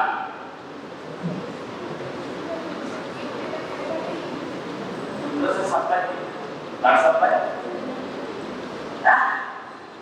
अरे वो का uterine artery, carbon.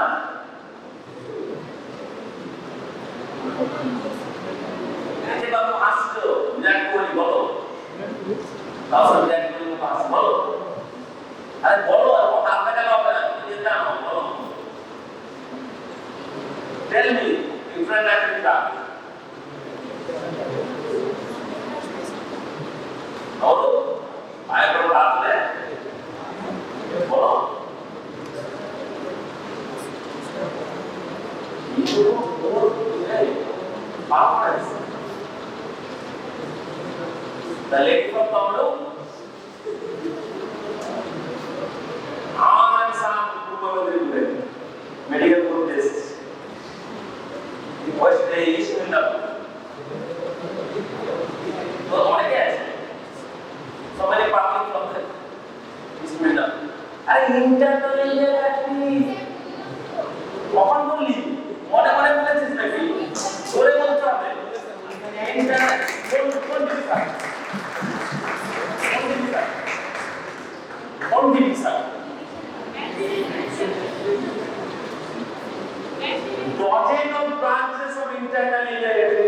body is nodular of branches. The posterior is very short, it gives 3 branches. Anterior is gives 9 branches. তার মধ্যে uterine একটা branch, তার মধ্যে ইন্টারনাল কোয়েন্টাল একটা ব্রাঞ্চ, মিডিল রেক্টাল একটা ব্রাঞ্চ, অনেক আছে। Superior vesical branch, inferior vesical, অবলিগারি ডাবলিগাল আর্টারি, এত সব ব্রাঞ্চ আছে। বুঝতে হবে তার ইউট্রাইন আর্টারি আর ureter close to the lateral forms. পরে বলা এই না এটা আমরা দেখেছিলাম, নিয়ে গেছি অর্থাৎ কোনো আনতে পারিনি, প্রমাণিত সব দেখাচ্ছে এবং এখানে দেখাচ্ছে এখন ইউরেটার পাশাপাশি বসে আছে। ইউরেটার পুরো লাইটার অনেক প্রাণ দেয়, টিউবকেও দেয়, ইউট্রাসকেও দেয়, সাবলেক্সকেও দেয়, সার্ভাইকাল ব্রাঞ্চগুলো দেয়। এটা বডিতে দিচ্ছে, এটা সার্কুলার এক্সট্রামাস ট্রান্সভার্সি মাল্টিপ্লাস। তারপরে না আচ্ছা না না মামা মনে করো আর কোনো আলাদা সিস্টেম আছে। অ্যান্টিফ্লেকশন এন্ড অ্যান্টিভার্সন লং অ্যাক্সিস 90 ডিগ্রি করলাম, আর ভেজাইনাস অ্যান্টিভার্সন আর এটা অ্যান্টিফ্লেকশন। অ্যান্টিফ্লেকশন ইম্পর্টেন্ট তোমরা কাছে শুনে অ্যান্টিভার্সন শুনে দেয় বলে যে লং অ্যাক্সিস অফ ভেজাইনাস মানে long Axis of the uterus flexion angle, the angle of অ্যান্টিভার্সন কি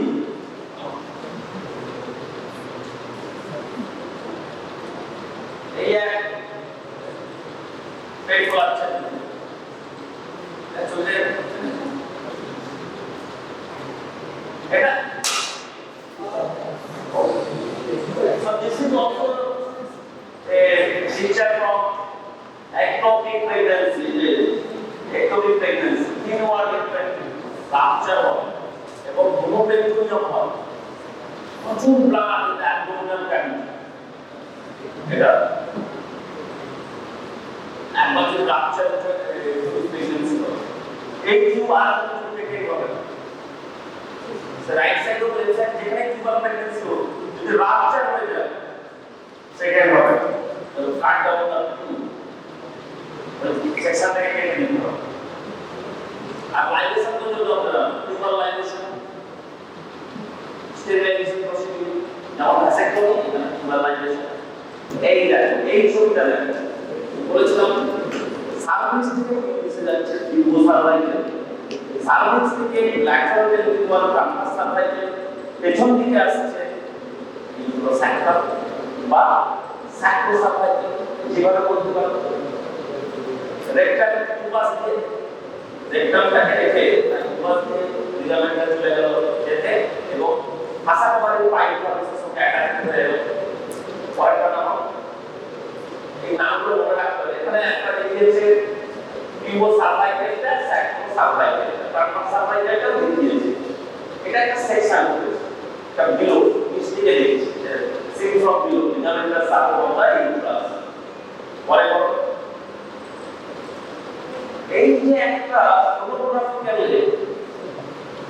পিকচার কি বলছে, আমি এটা সব দেখতে পাচ্ছি। Body of uterus, ফান্ডাস of uterus, vagina, urinary blood,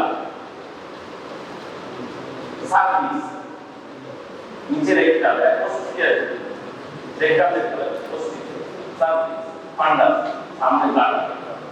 এটা একটা লংজিটিউডিনাল ফটোগ্রাফ, এটা আমার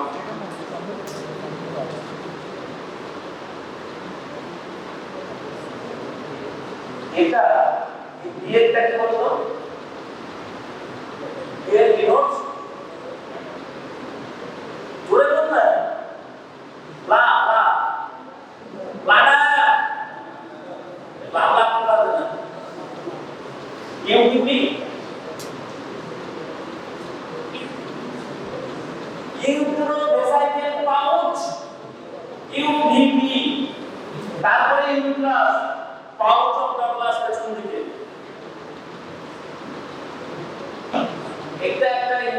বলা হয়েছে traumatic injury of the female bleeding কোথায় কোথায় উঠবে pouch uterine vesicle pouch and pouch of Douglas that is recto-uterine pouch যদি এই সোনোলজিস্ট ইন ফিউচার আমাকে সব জানতে হবে নাও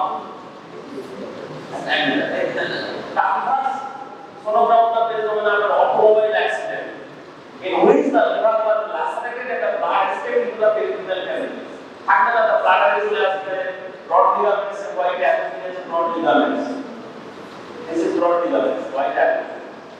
So the uterus, uterus again, laterally that's broad ligaments. This is sonograph is going to ligament activity. আর black colour দেখতে পাচ্ছেন সেটা হচ্ছে presence of blood pouch of the glass এটাই বলতে চাইছি when there is a bleeding it's a peritoneal cavity this blood escapes into the pelvic cavity continuous peritoneal continuous pouch of the glass peritoneal তো cover আছে cerebral তো নিচে আছে peritoneal তো cover আছে সেগুলো চলে আসছে peritoneal যে pouch of the glass cover আবার তার সমগ্র এইটা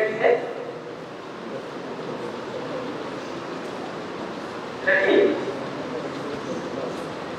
এইটা কি যে এই মাথা এটা একটা প্রেগন্যান্সি সমগ্র এরকম আমরা সবাই দেখেছি এত সহজ not so easy amniotic cavity মধ্যে এই বসে আছে IYT এটা দেখে নাও IYT বায়োলজিয়া I ডাইগো HE এটা কক্সিস এটা আছে কক্সিস এইভাবে শুয়ে আছে 11 weeks after the fetus then is 18 to 20 weeks. We are very much excited to see the fetus, to see the liver, heart, the miscarriage.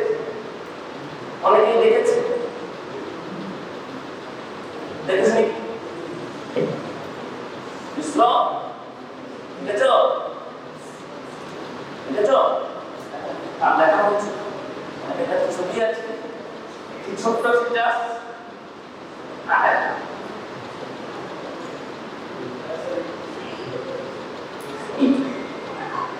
আরো হাতে এই তিনটে এই দেখছো আচ্ছা আমার একটা কথা কালকে সিডিউলে দেখেছি 76 to 149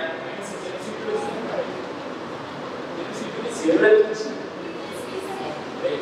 তোমরা দাদা তোমরা ম্যাডামকে বলবে না ইউনিট প্ল্যানার ইজ কমপ্লিট তাহলে আর তো টেস্টিস এপিডিডিমিস কবে পড়ানো হবে হ্যাঁ কি করে জানো today is the well external থেকে সিধা শিডিউল মিস দা টেস্টিস এপিডিডিমিস আর ওটা মিস করে যাবে মানে কোনো সব মিস testis epididymis so the testis the reproductive organ of male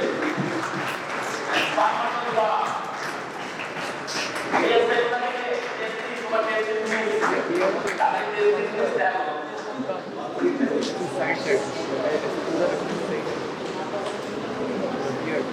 এটি হচ্ছে ইন্টারেস্টের ভদ্রলোক তার আমি বলেছিলাম কালকে ক্লাসে দুটো ডাক ইম্পর্টেন্ট একটা হচ্ছে মেসোনেফ্রিক ডাক মেসোনেফ্রিক মানে কি দেখো সেই ইউরিনারি সিস্টেমের পাশাপাশি আছে মেসোনেফ্রিক আরেকটা হলো প্যারামেসোনেফ্রিক ডাক The mesonephric duct is known as Wolffian duct. Wolffian duct. It is a duct in male. Wolffian is not for W. Women নয়. আরেকটা duct আছে paramesonephric duct. That is known as Wolffian duct. It is the dark of female. তাহলে কি both sex-এ থাকবে না থাকবে, তারপরে male থাকবে। কালকে আমি ক্লাসে পড়েছিলাম সেদিনই to tell me the appendix of testis কার রয়েছে। তুই যদি এটা বুঝতিস তাহলে বলে দিতিস কার মুলেরিয়া তার প্রশ্ন করিস দেখে কোন প্রবলেম পড়া হবে ডেভেলপমেন্ট ভালো করে ভাব থাকে না প্রসেস ইজ ভেরি যার জন্ম জেনে তাকে তো লজ্জা করতে কোনো অসুবিধা হবে না তুই একটা বাচ্চার জন্ম দেখবি কিন্তু জানি এই বাচ্চাটা কেমন বাচ্চার জন্ম দেখছি ছোট থেকে তো সবাই বড় হচ্ছে তারা এরা সব করতে হবে বাচ্চা পড়াশোনা দুঃখ বাচ্চা খেলাধুলা দুঃখ শোন ভালো ক্যারাম খেলে শোন গেম খেলতে পারলে এটাও বাচ্চারা প্রচুর গেম খেলে আর সাপুন দেয় ফলে পাই এটা এখন বেশি পুরো ভ্যাজাইনাল পার্ট কিন্তু নয় lower part of the vagina আছে ইউরোজিনাল সাইনাস থেকে আসে তাহলে প্রবলেম ইউরোজিনাল সাইনাস তো আপার part of the vagina and the uterus cervix and uterine tube also starting from the paramesomous fluid তো রাখতেছে তার বড় লাইনটা জুড়ে গেল এটা না জুড়ে গেল মাল্টিপল প্রেগন্যান্সিস অনেকগুলো বাচ্চা আমি পুরো কটা বাচ্চা সাতটা দশটা তাদের ক্লাস সেকশন থেকে ডাইরেক্ট লাইন চল নিচের মতো আছে এটা একটা ছোট ছবি প্রোটিগামেন্ট দেখিয়েছে সার্ভিক্স ভ্যাজাইনা প্রোটিগামেন্ট ওভারি এই উপর মনে রাখতে হবে সবার ডেভেলপমেন্ট করতে হবে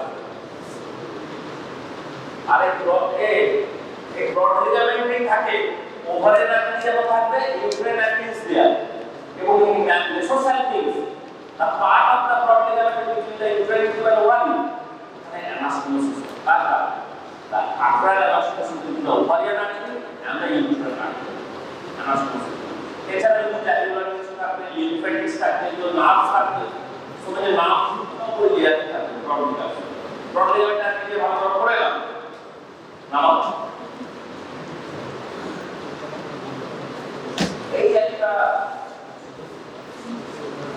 পিকচার এখানে বাগান দেখিয়েছে ইমাজ লাগার সামনে এখানে রেপ্রোডাক্টিভ পাউচ দেয়া এখানে urethra and uterine artery crosses the urethra এই ইউরেথ্রা এজাডা সবসময় গাইনোকোলজিক্যাল সার্জারির ক্ষেত্রে কেন হতো during hysterectomy operation you have to ligate the uterine artery ওই লাইগেট করতে গিয়ে তাছাড়া আর একটা বেঁধে ফেলবি তো বলা মুখে নেই যে তাছাড়া আর একটা বেঁধে চলে বলেন এই ক্ষেত্রে তারা তো কাজ করতে বেঁধে দিয়ে চলে that is not practice you have to suck the urethra urethra সরিয়ে দাও only ligate the uterine artery because the uterine artery and urethra করতে সারবো মাথা করে করতেছে খাচ্ছি না কি তো টার্গেটে রয়েছে না মা শরীর খারাপ হলে আরো তো চাইলে টার্গেট আছে কিন্তু হাই আমি নর্মালি পড়েছিলাম চলে গেল তুমি কি করতে বুঝতে ডাক্তার কনসেপ্ট তৈরি করতে সব কনসেপ্টের খেলা কনসেপ্টে কিনা বডিকে দিতে পারবা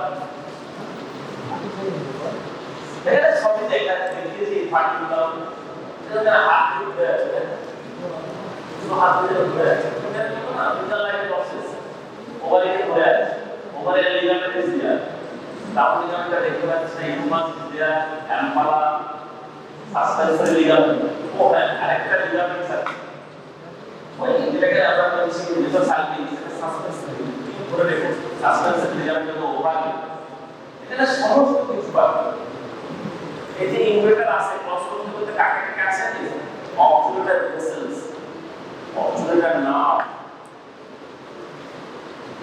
ইন্টারনালি আর বেইলি সমস্ত রসন করতে ইউরেটার আছে।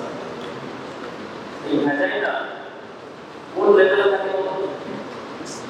এক্সটার্নাল অফ কোন লেভেলে থাকে? এক্সটার্নাল অফ কোন লেভেলে থাকে? ভ্যাজাইনা কিন্তু perineal structure, extra perineal structure. External of কোন লেভেলে থাকে? আরেকটা ধরাই হয় বিলি কাটে হয় Liza and Sila, and don't put a static guy. Another twin? Where is another twin? So the Liza and Sila. So now Liza, Sila. Oh, আশেপাশে বলেছি কেন? আমি তো চিন্তাই করিনি। একটা প্রশ্ন। Why they put everyone to pass to know the facts of the anatomy. They anatomy pelvis na live to know the pelvis in details. The obstacle and deva the pelvis konta pelvis count. So last bullet একটা outlet by related কটা diameter হয়? Under some there inlet, outlet or pelvic cavity. Alright. Pelvis মনে pelvis নাম করলে pelvis সবাই pelvisটা ঘোরানো হবে। সবাই কি করে করবে?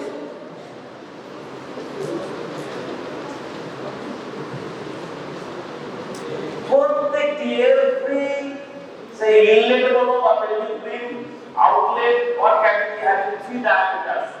Anterostal diameter, transverse diameter, oblique diameter. আর দুই ল্যান্ডমার্ক সব আলাদা।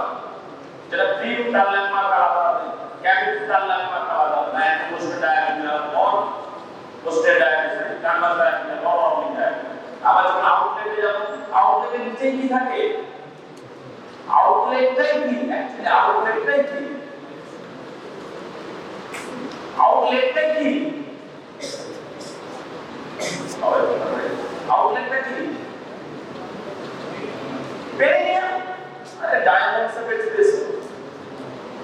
এটাই তো perineum. বলতে হবে We go through this content on this histology over these glands. We continue learning on the glands of the GI system. We learned about the gland in the previous session, which is the pancreas. We see the pancreas, which has a predominant element, which is a exocrine element. It also has an endocrine element. The exocrine element have got like the plenty of the glandular secretory capacity. We call them as secretory unit, which is known as a synapse. Now the duct system, which is carrying these particular secretions, are less in case of this pancreas. Now we are moving into the salivary glands, which we are going to see today. We are going to see two distinct features about this particular salivary glands. One thing is the secretory unit,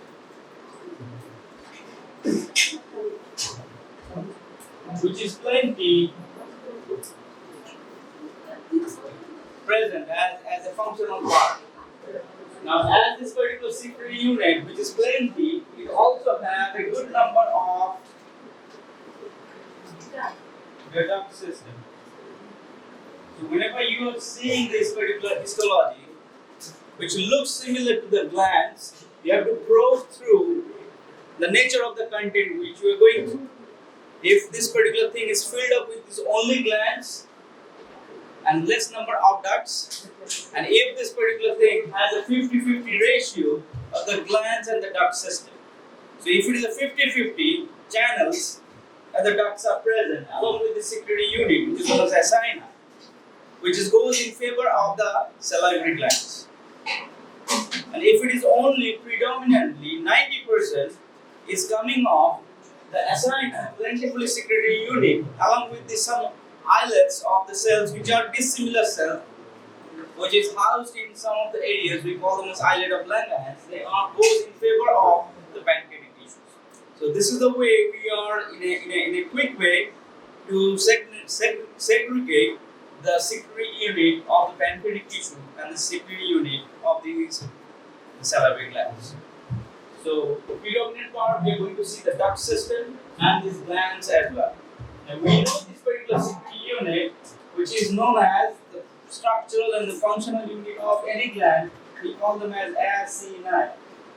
So acini is a kind of collections of these particular cells which are producing the secretions. So in case of this particular acini, they are kind of cells which are arranged in a circular manner, resembling like a pyramidal shaped appearance, and have got nucleus which is basally placed and have got secretory granules present in the basal region or in apical region of this particular gland. Now from this particular cells, these pyramidal kind of cells, single layer, they are emptying the secretions into this system, which is the central part, which is carried through the duct system eventually. Alright, so this thing we call them as acini. Now out here, after the acini, we are going to see a number of branch duct systems. So this particular branch system, which is a duct system which is quite branched. That means we are going to see different kinds of ducts, small, intermediate and large duct system are there. So this particular duct system, you are going to see many of them are smaller, like this small. Some of them are larger, like this, and some of them are pretty large, like flat kind of things, like this. So there are different, varied kind of cross sections of the duct system you are going to see here, and they are lined by cells, either flat kind of squamous kind of cells, or tube-shaped cells, or maybe tall cells, which has a lumen present inside. So these are the kind of different types of ducts we are going to see. Now we have to classify the duct things which is present inside. Wait. Now, this is the basic morphological architecture over there. So if you see this particular gland, in the salivary gland, we classify the salivary gland based on its position and how they are there. We call them as major salivary glands and minor salivary glands. So if you classify it, salivary glands, they are of two types. The major one, which is taking 99% of the secretions of the saliva, and minor one. They are also contributing but to 1% or less than 1% of contributions together, they are making into it. Now on these two of them, we are focusing on the major toe. Whichever the major, we focus at this particular point. So there are three major salivary glands we have with us. One is this one, which is known as the parotid. So we have the parotid. Then we have this below the mandible, we call it the submandibular. And below the tongue we call it the sublingual. So out of these three salivary glands, we are going to see the cross sections from these particular glands. Alright? So these are the major and the minor glands, which is present in the lips or the cheeks. But we are ignoring that. So we are only focusing on the major salivary glands. Now, out of these particular salivary glands, each of them are fitted with this particular secretory unit. And all of these things are fitted with the duct system, which is present to it. Now, this particular secretory unit, which we have seen in case of this particular pancreas, that was only predominantly of one type. The secretions which is present in the pancreas were of the serous type. So that kind of secretions which was watery and rich in protein, we call those kind of secretions as the serous kind of secretions. Now out here, we are going to see another type of secretions, which is a little bit stickier. We call them as mucoid secretions. So some of the glands have got serous kind of secretions, some of the glands have got mucoid kind of secretions, and some of the glands have both of them. So we call them as serous kind of glands, mucous kind of glands, and mixed kinds of glands. Right? So this particular, out of these three, instead of this particular knowing by the names, we are not going to identify them. We are going to identify this particular gland based on how this acini is behaving. So either these particular major glands are of three types. So they are serous, or they are of mucus, or they are of both. mixed kind of things. Serous, that means they are producing the protein-rich clear fluid. The classical or best example is the parotid gland. Next we have the mucus, which is having a mucus tendency, which is rich in mucoid material, and this kind of mucoid material which is rich out here, we are getting into the submandibular tract. And the mixed variety, we see that is present where we have the serous plus mucus, both of them are coming out, and they are predominantly, or we see that is present on this sublingual variety. But they are going to have overlaps. So this particular mucus variety and the mixed variety, they have an overlap into this submucous variety, submandibular gland and sublingual glands. So these particular two glands, sublingual, both subs are there, they are of mixed varieties. Whenever you are seeing that histologically, we are going to see some cells are of nature which is serosecretory cells, and some of them are mucosecretory cells. Now, whenever you are seeing these particular cells or this particular glandular element through the microscope, how we are going to identify in just looking at it. So this particular mucus, whenever we are staining it, it rejects the stain. So this mucus element, whichever is present in here, rejects the stain capacity. So this particular mucus is not stained. So whenever this stainless area is there, it looks like wine. So if you see this particular acina, which is having a whitish tune that goes in favor of the mucus variety. And whichever the acina, which is taking up this stains well, which is having kind of like a pink or violet stains, which you're seeing here, that means it is taking up the colors that goes in favor of the serous variety. Alright, so first thing you have to identify, is it a gland or not a gland? If you say it is a gland, what kind of gland? It is a gland which is coming from the GI system. It is maybe either coming off this particular system, we call them as pancreatic system or non-pancreatic system. If it is non-pancreatic system, likely it is taken from the salivary glands. If the salivary glands, to double sure, how are you going to see? We're going to see the ducts. If their ducts are visible or not, of various sizes, looks like smaller, intermediate, bigger ducts are there. If they're there, alright, we're going to see this particular thing, ducts plus glands. That means it makes this as salivary gland. And these glands, along with the islet cells, that is goes more in favor or goes in favor of the pancreatic tissues. Right? Now, coming to this particular element, if you're seeing this, sure about this is a pancreas, this is about a salivary gland. What kind of predominant cells you are seeing here?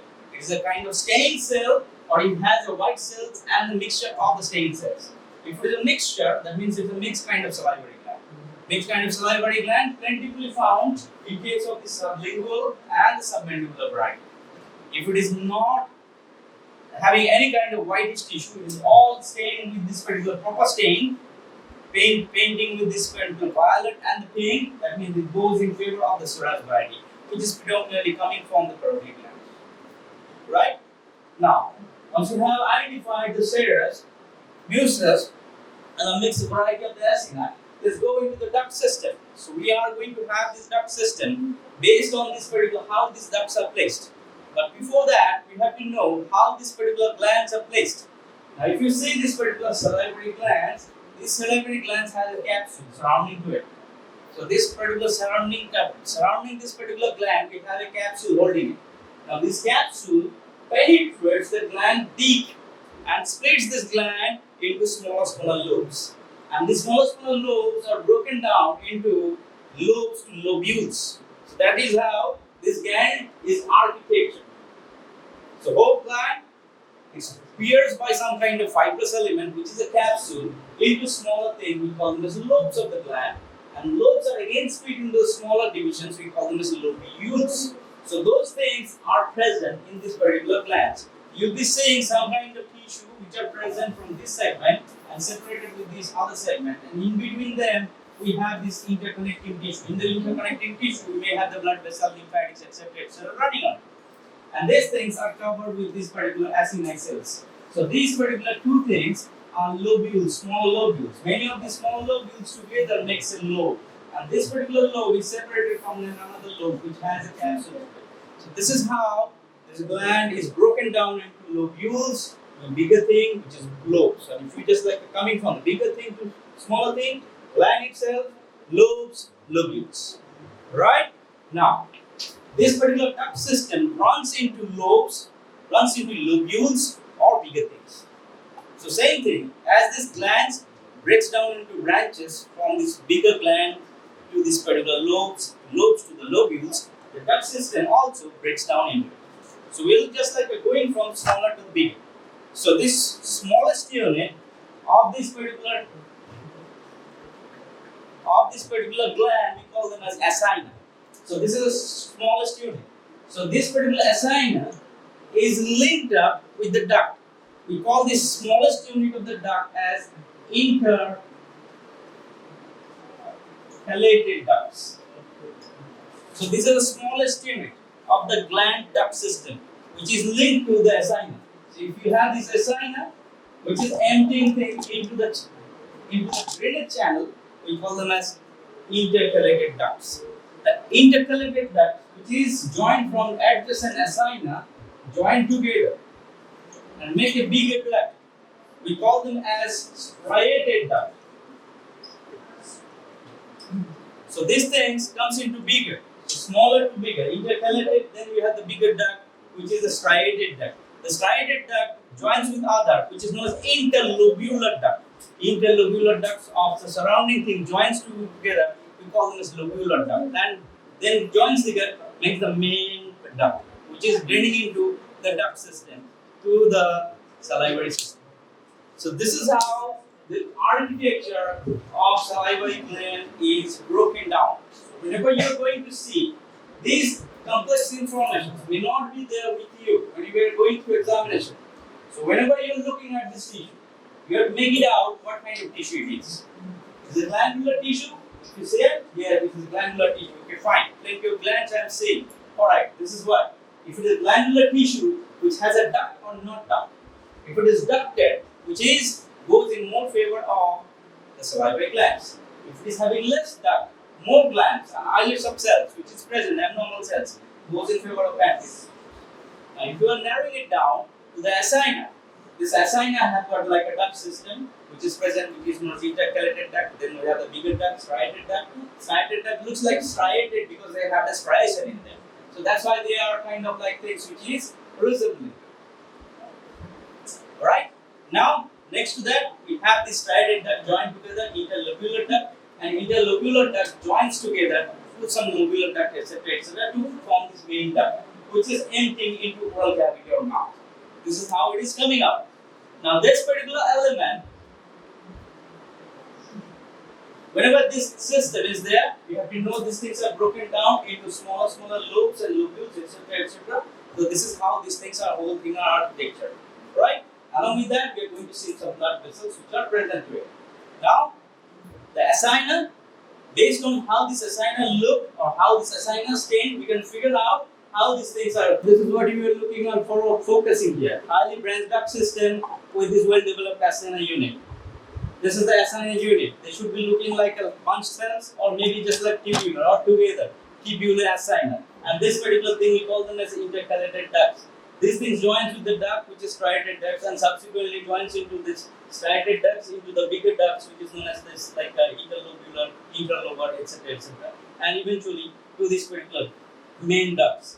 So this particular function eludate, which is you are seeing here, are made up of two things, which is acina and this particular connective ducts.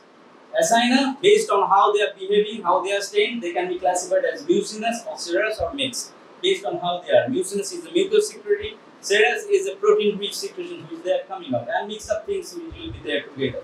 Ducts can be classified two inside. One is inside the lobe, we call them as interlobular. They are of two types, intercalated and this striated, and this bigger ducts which is present here. So plentifully ducts and this acina make this particular gland together. And this whole gland itself covered by the capsule which splits this particular thing into smaller lobes and smaller lobules. So this thing's architecture is present most of these particular glands, parotid, sublingual, and submandibular. In case of the sublingual gland, we do not see the capsules very well. So if you are going through this particular individual secretory acini, in case of the serous acini, which is secreting, which is the nature of the fluid, protein-rich, watery secretions. And the cells look like pyramid. Don't go by the cells because you don't have to identify individually. Mucus secretory cell, they are thick kind of mucus which is coming out. Pyramidal looking cells are there, and the mixed variety, which is a mixture of these two. Along with these kind of cells, there are supporting cells up there, which is kind of non-secretory cells. They are liberating or secretion liberating cells. They are known as myoepithelial cells, the cells which have got contractile property. They pump these particular cells to throw the secretions out, and these kind of cells are known as supporting cells. These are the myoepithelial cells which are present around these particular outside of these particular cells, and they just like have a contractile filaments, and they pump these particular things out. Now, this particular histological schematic picture looks like that. You can see this. These are the glandular element which you're seeing here, and the ducts which are plentifully formed in different size and shape. These are the smaller form of the glands, duct system. These are the bigger ducts. So these are the ducts which is known as intercalated ducts, and these are the striated ducts, which is bigger one. They are lined by the cells with either these particular cells as squamous or cuboidal, or these columnar cells which are present here. And we have this bigger duct which is lining between this particular lobule, so interlobular kind of ducts. And this particular interlobular which is present in between the lobules. So this is one lobule, this is another, this is one, and in between these are the septals. Within these septals, we see these blood vessels present together. If you see two things together, they are likely to be the blood vessels. The artery and the veins, they are present together, compared to the ducts which are usually single in occupancy. So if you see this particular like lining cells, they look like this. In case of the intercalated ducts, which is smaller one, which is having this particular smaller one, intercalated ducts, these are the smaller one, and these are the bigger one, which is looking like zooming out. They look like this. So this particular thing is a kind of intercalated. This is the striated duct, which is bigger one. The striated, the basal lamina which is present in it, looks like having infolding. That's why they look like a striated. But anyways, know that they are striated. If you just like zoom them or enlarge them, then these particular striations become visible. Then we have this larger duct which has a white ball of lumen. You can see these things. So this particular lumens or this particular cut of this particular duct matters in case of this nature of the secretions. If the mucoid secreting cells are there, so then mucus acini is there, this caliber of this particular ducts are wider. So by identifying the caliber event, we can identify this nature of this particular secretions which is coming to it. So this is another histological picture which you're seeing here, which is a real one. How we're going to see this, like in a magnification, you're seeing this. This is how this particular glands look like. So these are the glands which you're seeing here and ending into this particular duct system. These are the ducts which you're seeing here, and these are the acini cells which is present surrounding this together, clubbing together. So this is how this particular system of this particular duct system, and as well as this particular glandular system, is existing in this. This is a schematic picture, and this is a real picture. This is a little bit like a low magnification, which your segment of this submandibular gland is showing. And this, look at this particular element which you're seeing here. We have this white element which is present in here. Compared to the previous picture, you will see we hardly see any kind of the white element present in here. So every cell or every acina is fully stained. No kind of like a white spots is there. So this is likely taken from this particular element, which is a secreting the cells, which is like the cells or the nature of this particular secretion is serous kind of secretions. Whereas if you see this is having kind of like a element, which is the cells, which is having kind of flecks of this snowflakey appearance, which you're seeing here, is because of the mucin collections and mucin deposits, and they are not stained. So partly we have this particular element which is secreting cells, which is like the variety which we are seeing here is like the serous secretion, and these are the mucus secreting element which is present in here. So these are the like mixed variety predominantly present, the serous variety and this particular mucinous variety together, which we are seeing here as a gland element. So again, these are the element which you are seeing here, predominantly the kind of like a serous element which is present in this particular magnification you are seeing. So whenever you are seeing this particular glands, go by this, identify whether it is belonging to the salivary gland or not. If you identify as salivary gland, if it is, then what kind of salivary secretions or what kind of element we're seeing here. All stained, or you have as white patches in between or not. So based on this particular identification, you can just like classify whether it's a mixed variety or it is a serous variety or it is a kind of mucus variety. We have 5 slides placed on these different sliders, microscopes we have. Just like hold this particular like a fine adjustment. Do not move the slide.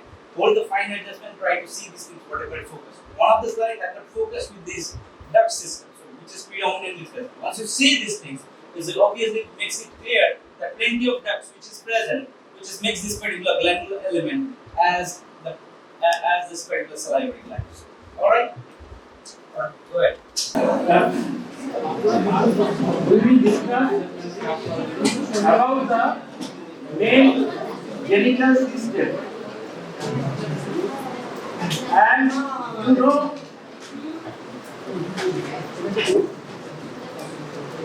during our developmental period, that means in the fetal state, this gonads actually develops in the dorsal abdominal wall and lower part of the thoracic wall. Okay, it is the gonads actually they are present over that area, whether it is testis or ovary. That is the gonad. The male gonad that is the testis, and ultimately it actually travels from the dorsal abdominal wall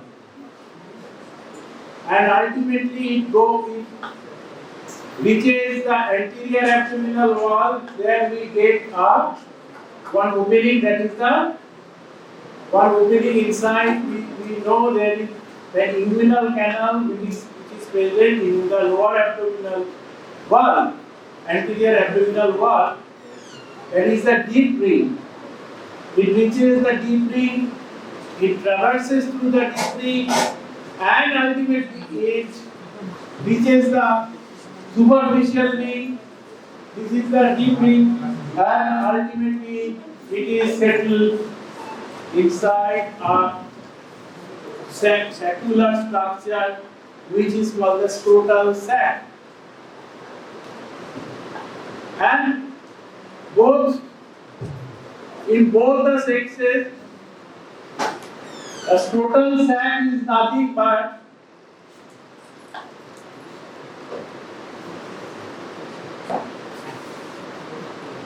it is a genital swelling. It is present in both sexes, and ultimately this genital swelling fuses in case of male and forms the scrotal sac. And in case of female, it remains in unfused state and forms the labia majora, or the testis in case of male, and we get the scrotal sac. And why this testis is hanging outside the abdominal cavity? How much lower?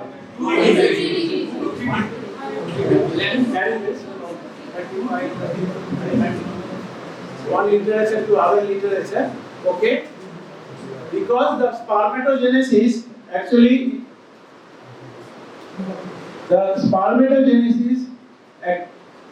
needs a colder temperature, okay? Otherwise, that will be affected. Okay, the spermatogenesis will be affected if it is present within the abdominal cavity. Okay, we know there is one condition where unresected testis which is present within the abdomen, ultimately which the spermatogenesis is affected, the person becomes sterile, or even it can give rise to malignancy. Okay, this is a clinical part. Now, from the testis, we know another channel starts. This is the testis, and another channel. This is a comma-shaped area comma-shaped channel. This is called the epididymis. 1 to 75 जरा ऐसे काफी हो गए 1 to 75. Please move. The upper pole of the testis, that is the, and this is the epididymis, which is comma-shaped, which has got head, body, and ultimately the tail. And this tail is continued as vas deferens or ductus deferens. Okay.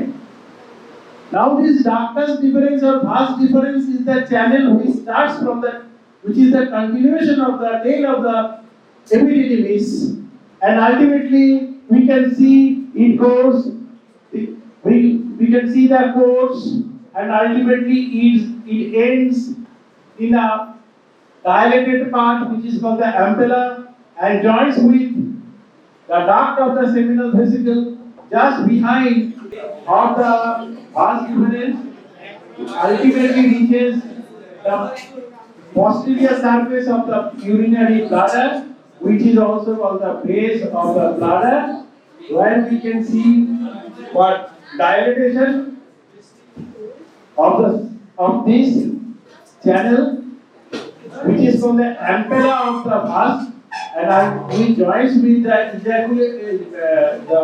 duct of the seminal vesicle, which remains on the lateral side, and we get the, ultimately we can see the ejaculatory duct, and this ejaculatory duct actually passes through the substance of the prostate gland and opens into the prostatic part of the urethra. This is prostatic part, this is membranous part, and this is the spongy part of the urethra.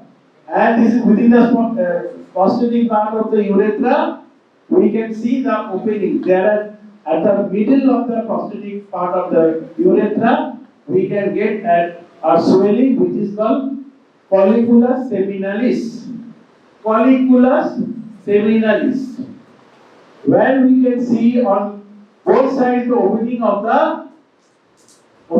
the ejaculatory duct, and at the center there is opening of another channel which is called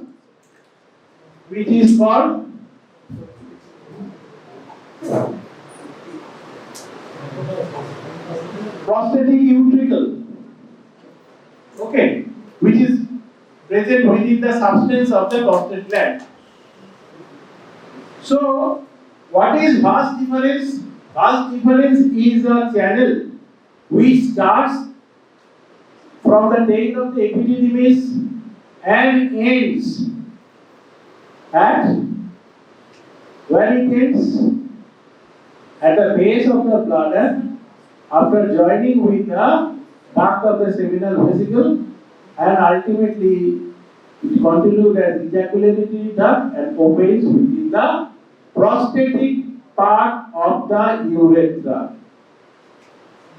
So urethra is basically a channel through which not only urine but the spermatozoa, which is present within a media which is called semen, okay, which forms the semen, and ultimately it comes out through the opening on either side of the colliculus seminalis. Okay, within the colliculus seminalis, we can see on either side of the opening of the prostatic utricle.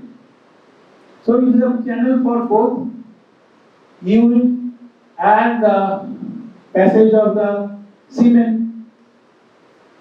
So it's in our male. So if anything happens within that prostatic part of the urethra, okay, if there is any pathology which can affect both the urinary and genital system. Now, this is the epididymis, head, body, and tail, and this is the starting of the vas deferens. Now, it is present on the posteromedial aspect of the body of the epididymis. It is related posteromedial part of the body of the epididymis. Okay. And it goes upwards. And here, when it is going upwards, it will be accompanied by other structures. What are those structures which are coming through this area? One artery, that is the gonadal artery or testicular artery, and it will be accompanied by another structure.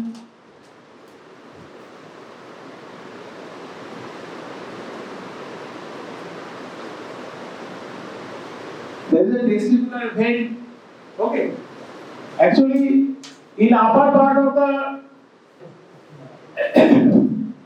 or upper pole of the testis, actually these structures, not only the artery, not only the vein, and other structures like the nerves which are entering inside, they are being accompanied, and also the lymphatics which are coming out from the testis, that will go out. Okay, so all these structures, what we know?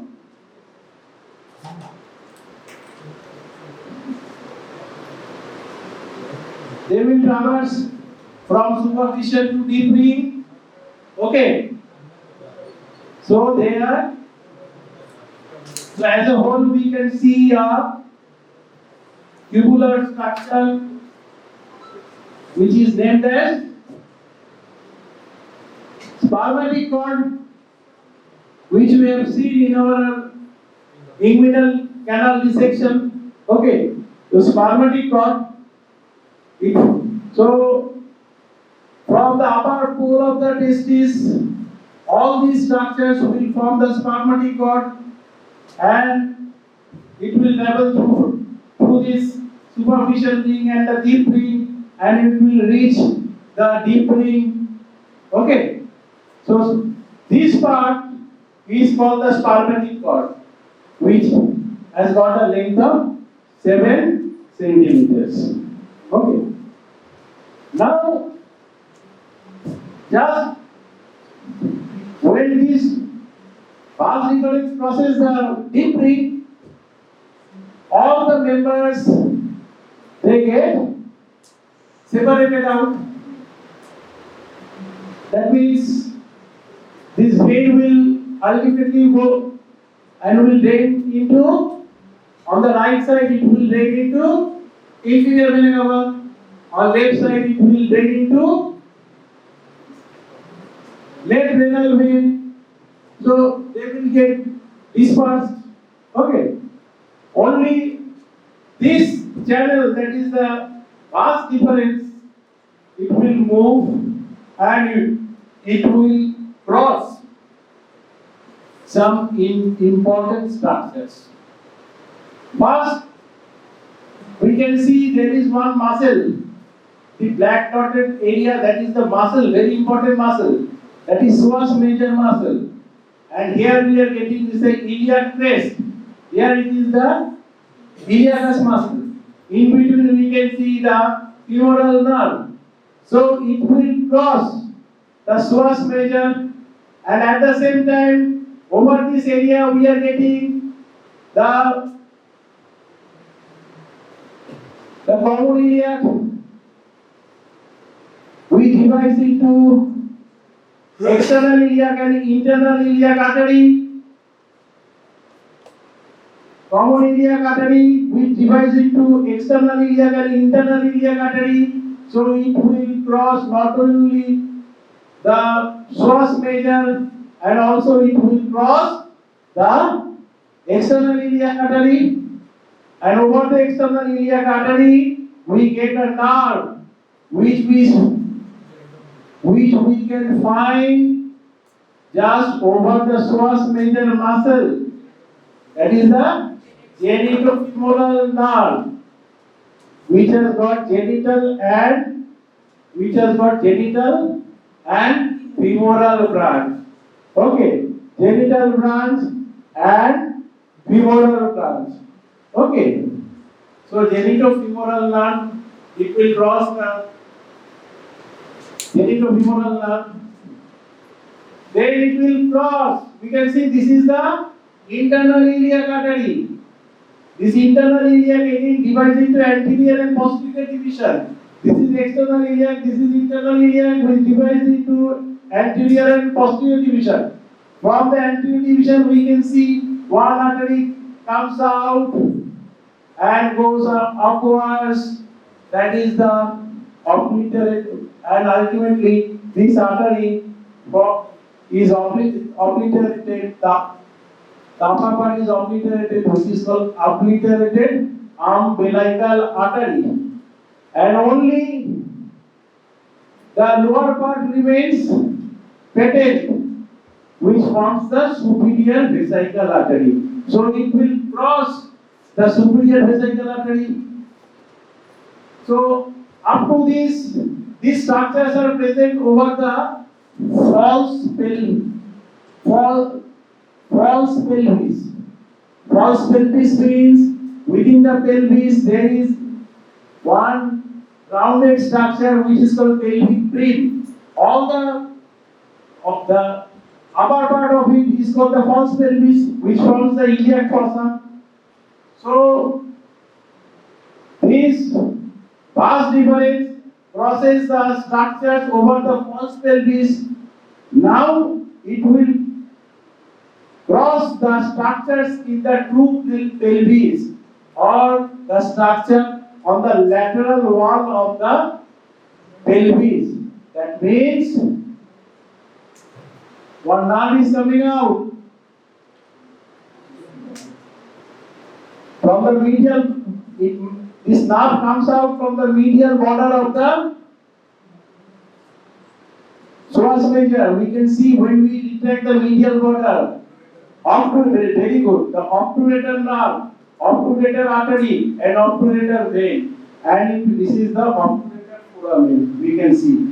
So it will cross obturator nerve, obturator artery, and obturator vein, and it will go more medial, and ultimately it will cross another artery.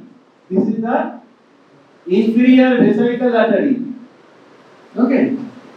From this inferior vesical artery or from the superior vesical artery, one arterial branch will supply the vas deferens, which is called artery to the vas. Artery to the vas comes from either from the superior vesical artery or from the inferior vesical artery. In case of female, this inferior vesical artery actually forms the vaginal artery. Inferior vesical artery actually it supplies the vagina, so it is called vaginal artery. So we will cross all these structures, and now we can see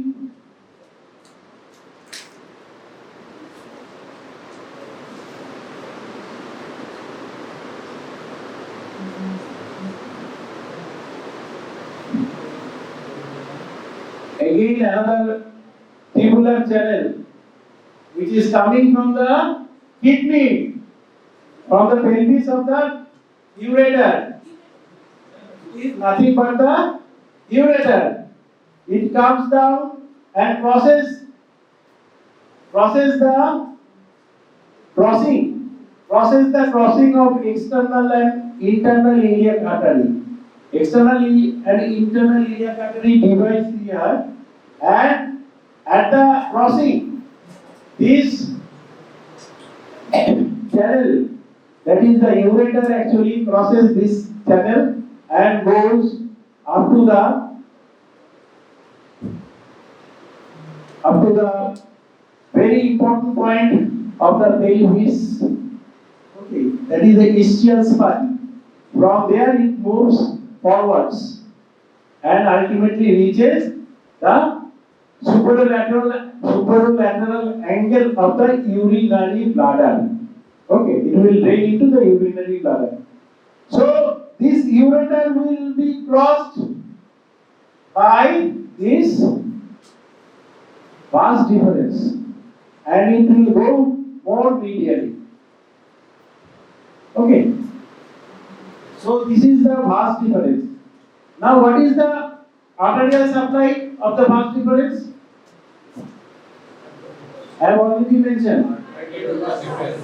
Artery to the vas, which is coming either from superior vesical artery or inferior vesical artery.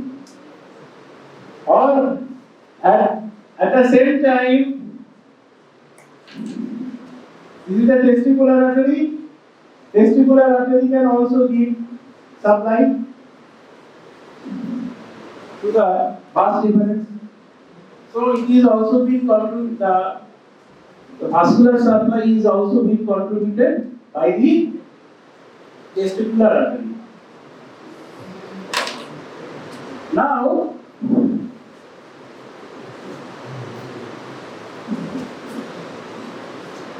if I occlude this testicular artery towards the testis, what will happen? And if I occlude the testicular artery away from the testis, what will happen? The artery, if the blood supply will get hampered. Okay.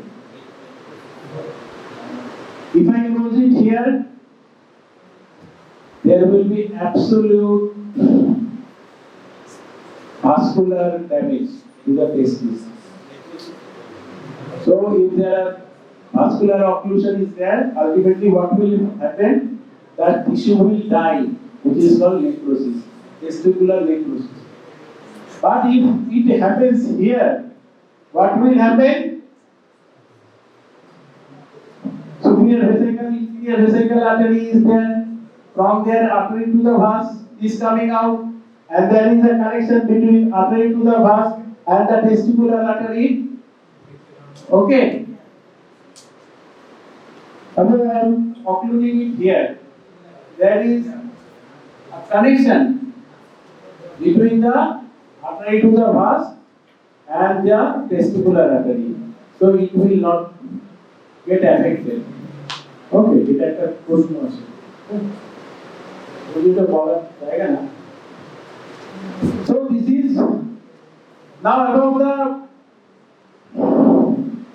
venous drainage of the vas. We can see the veins are coming from the testes, which are called which unites and which forms a plexus over the testes, which is called pampiniform plexus. Okay. So this ultimately the artery will drain into the pampiniform plexus. So venous drainage is by pampiniform plexus. Nerve supply. Parasympathetic, sympathetic. No parasympathetic, only sympathetic. Only coming from the L1 segment of the spinal cord through hypogastric plexus. Yes. Only this is the only structure. It is supplied only by the sympathetic. Okay. Now about the structure from outside to inside, we will get most outside there is fibrous structure.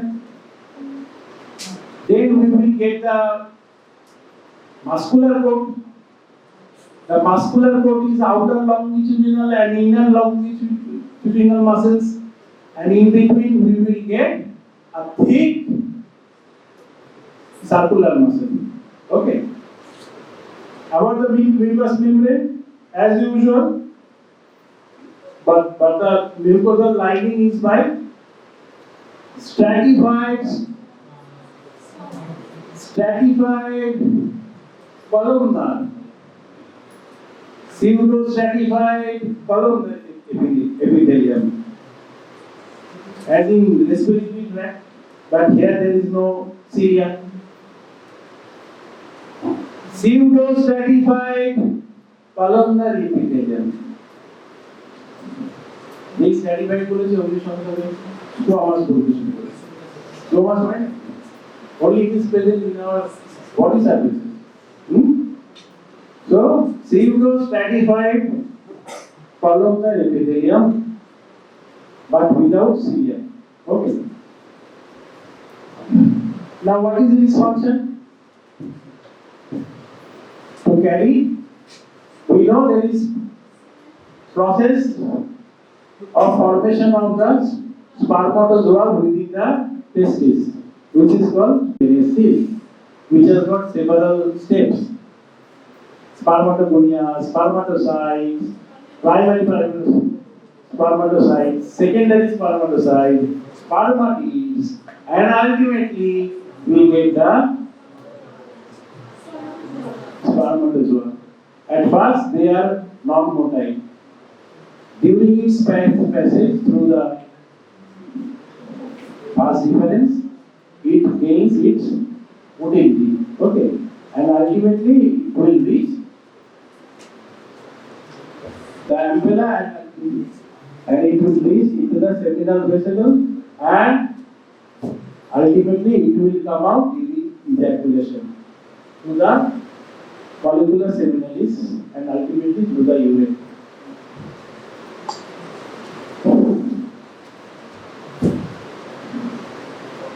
Now the second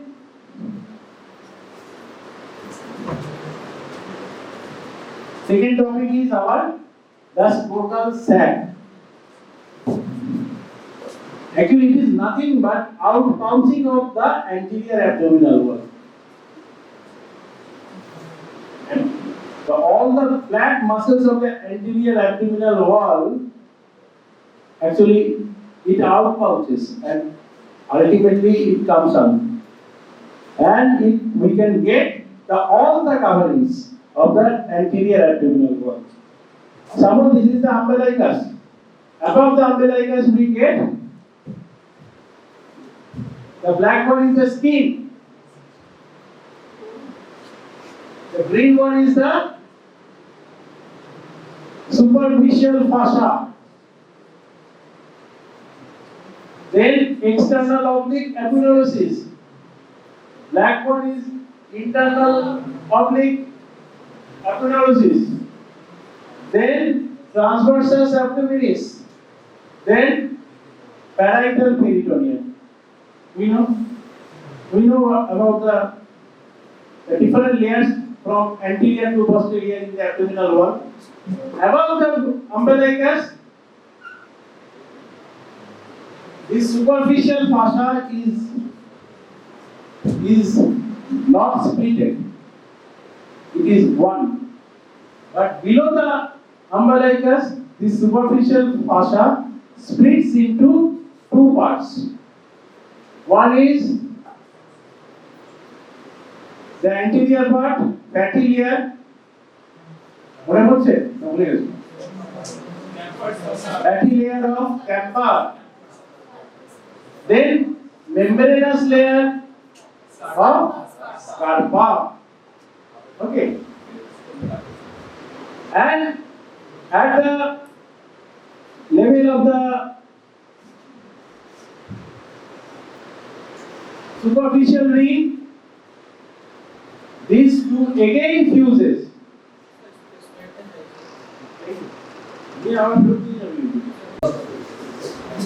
Fatty layer and membranous layer will get fused and will form a muscle which is called the dartos muscle. Okay, this is a subcutaneous muscle like platysma. Platysma is there, the subcutaneous muscle. So these are called the paniculus carnosus group of muscle. Especially it is seen in cattle. If there is some fly or anything is sitting on the body of the cattle, you can see the waves of vibration. This is nothing but the muscular contraction just below the skin. So subcutaneous muscle. So dartos is also a subcutaneous muscle. Okay.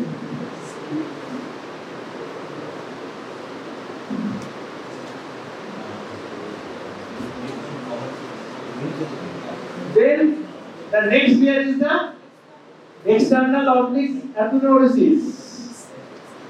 And this external oblique aponeurosis here within the scrotal sac, it has got a special name.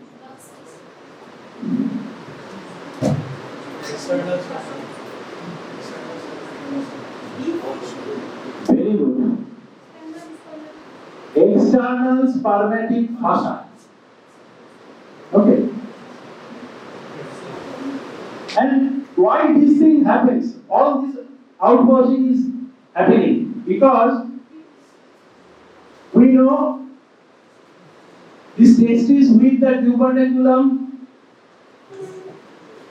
remains at the deep ring at around 7th month. At the 9th month, it goes down, it reaches the superficial ring, and ultimately it comes down. So during its journey, it tracks all the layers of the abdomen. This external spermatic fascia actually is nothing but a continuation of the external oblique aponeurosis muscle, especially the intercrural fibers. Intercrural fibers of the superficial ring, they comes down like a balloon. So this is the external spermatic fascia. Now inside to this external oblique we get the internal oblique and transversus abdominis. This internal oblique and transversus abdominis muscle forms a conjoint and we have seen. And here it also gets all together and ultimately form a layer. Okay, which is called basically it's a muscular structure. So this is called the trimesteric muscle with the fascia. Trimesteric muscle and its fascia. Okay. So internal oblique along with transversus abdominis, it forms the trimesteric muscle and its fascia. Deep to it, what we get?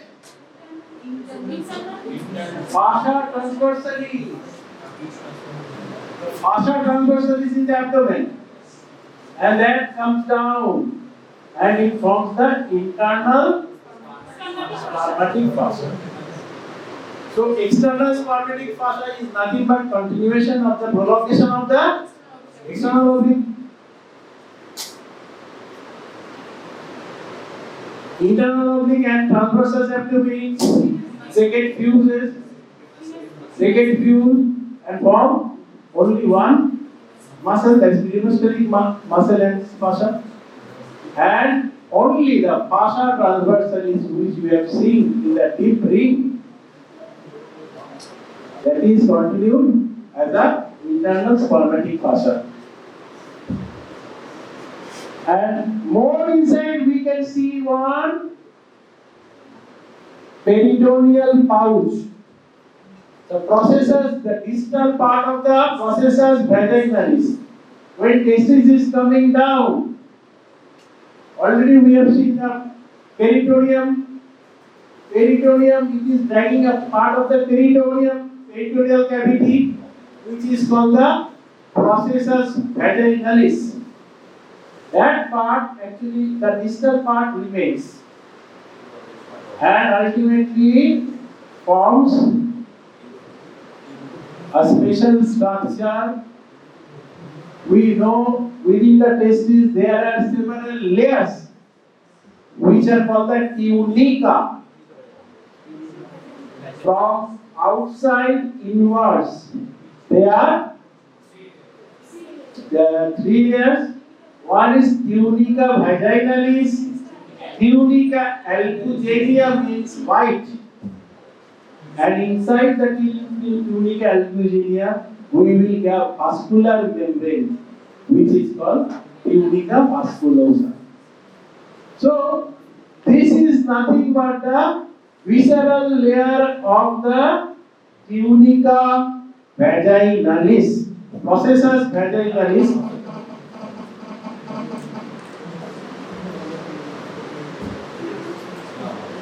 Suppose this is the deep ring, this is the superficial ring. Okay. Suppose testis is coming down. The descent of the testis. Will this descend?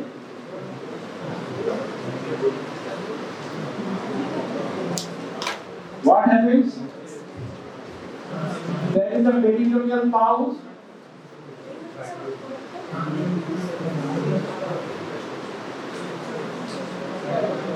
Which is also being dragged inside.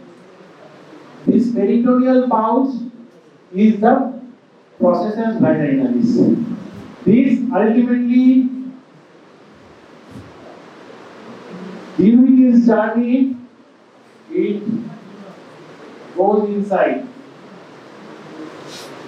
and ultimately it travels, and ultimately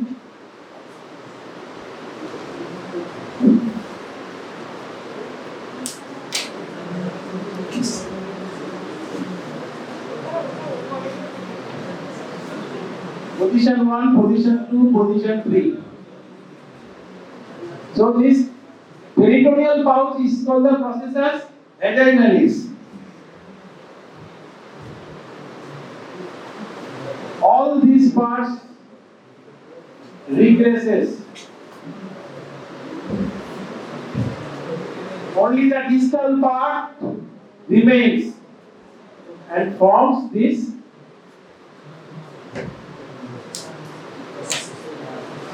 cavity.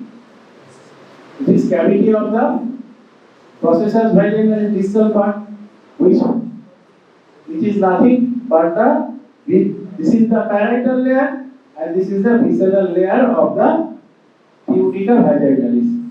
So, if we get the persistence of this channel, we can call it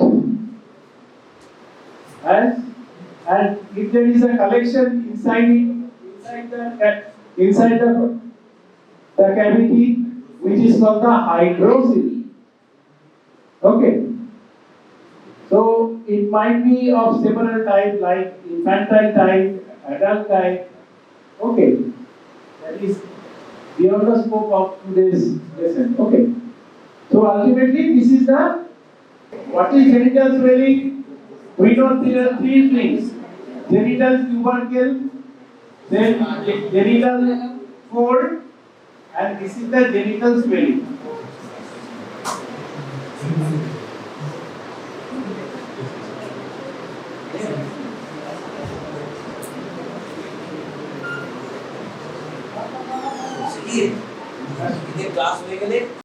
During the urethral development, first is genital tubercle, this is genital fold and genital swelling. This genital fold, actually, they get fused with each other. At the middle, we can find one septum. So genital fold actually forms the scrotum. Genital swelling, and genital fold actually fuses on the ventral part of the penis. Okay, and we can find one raphe.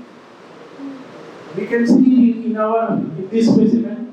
Okay, so genital fold fuses to form the skin over the ventral part of the penis, and this genital tubercle actually gives rise to the development of the the structure of the penis. Okay.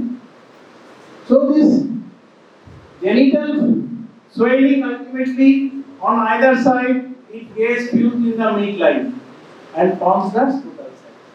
And in case of female, it remains unfused and forms the labia majora.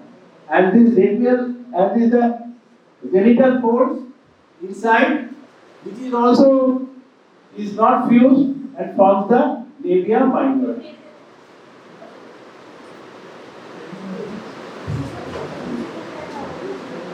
Now above the last, that is the structure of the penis. We know this is the pubic bone and pubic arch. From the pubic arch, we get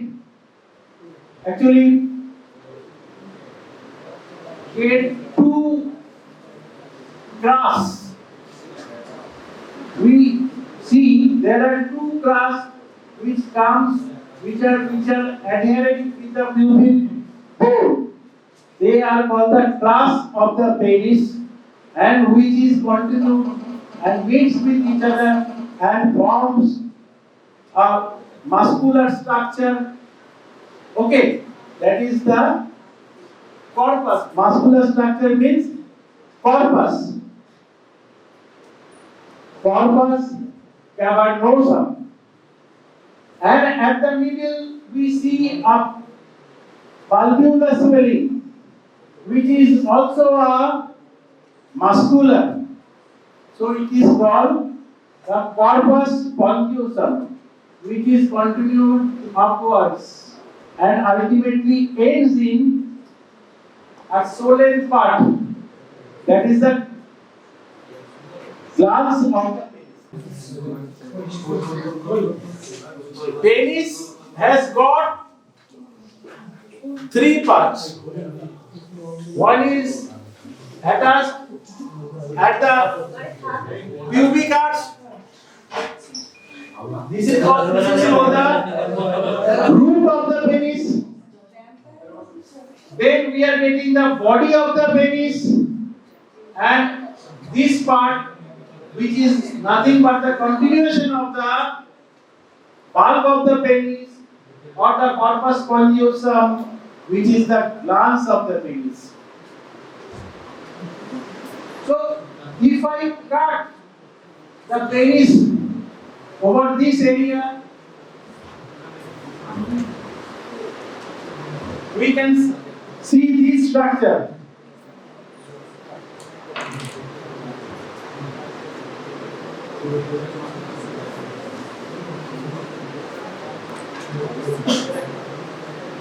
Two crusts forms ultimately the corpus cavernosum. There are three muscular structures within the body of the penis. That is two corpus cavernosum, which is nothing but the continuation of the class of the penis from either side, and this is the bulbous part, which is called the corpus bulbosum, which is continued, and we can see it just beneath the corpus cavernosum. So this is another unpaired muscular tube. So there are two muscular tubes which are paired, one unpaired muscular tube. Okay, which runs through the body of the penis. Now we can see one surface. This is one surface. This is another surface. This surface is called the dorsal surface, and this surface is called the ventral surface. That means piercing the ventral surface. Other surface is the dorsal surface.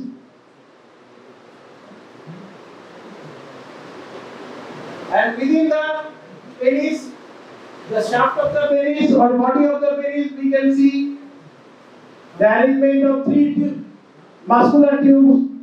These are called corpus cavernosum. Cavern means there are small caves. We can see it is been separated at the middle, but within each muscular tube there are several compartments or caverns, and at the middle we can see one artery. This artery is called the deep artery of the penis. From this deep artery, several branches traverses these caverns or cavernous spaces. These arteries are spherical or actually spiral in nature. Spirally oriented. So they are called helicine artery. From the deep artery of the penis, helicine artery actually goes inside the corpus cavernosum, okay, and fill up this space. And within the corpus spongiosum, we can see the spongy part of the urethra. Inside we can see the spongy part of the urethra. We know this is a prostatic part. This is membranous part of the urethra, and this is the spongy part of the urethra, which is present within the corpus spongiosum of the penis. Okay. Now, all three tubes are covered with one fascia, which is called the penile fascia. This is penile fascia. Penile fascia actually covers these three tubes, and within the penile fascia we can see one vein in the middle, two arteries on either side, and two nerves on the either side. This vein is called deep dorsal vein of the penis. This artery and this nerve is called dorsal artery and dorsal nerve of the penis. This is dorsal artery and this is the deep artery of the penis. They are actually the branches from the internal pudendal artery. Internal pudendal artery actually arises from the anterior division of the internal iliac artery. Okay, and ultimately passes through the perineum and ultimately it reaches the penis. So, this dorsal artery and deep artery of the penis, they are nothing but the branches from internal pudendal artery. And these two nerves, they are the dorsal nerve of the penis. They are coming from the pudendal nerve. We have seen a pin structure. You can remember in the gluteal.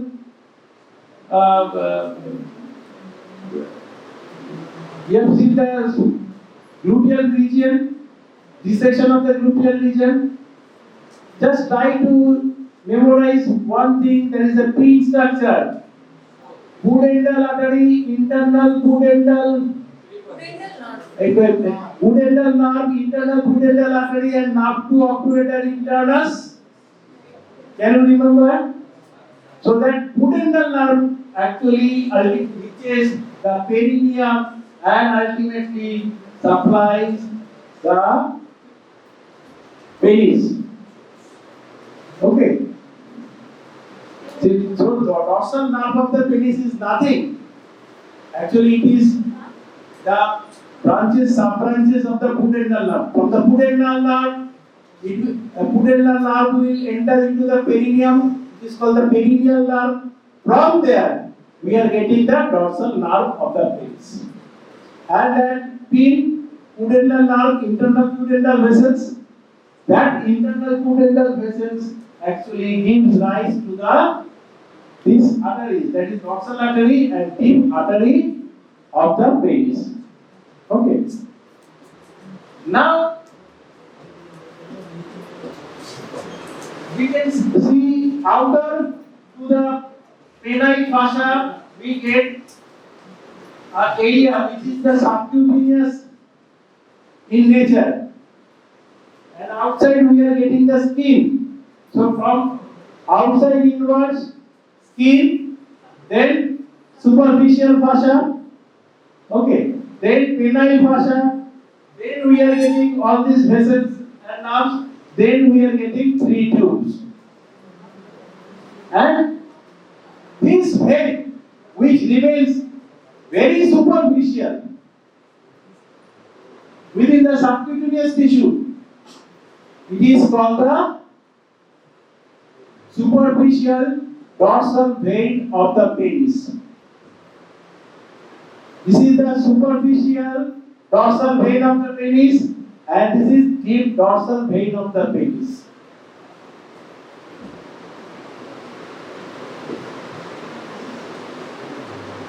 Actually, the dorsal, which one is dorsal surface, which one is ventral surface of the penis? It is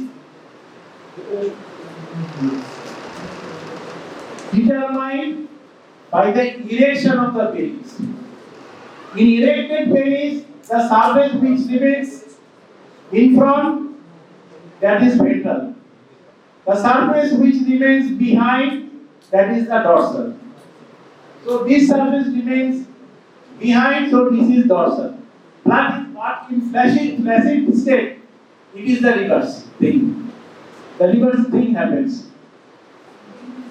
The dorsal surface faces forward and ventral surface faces backwards.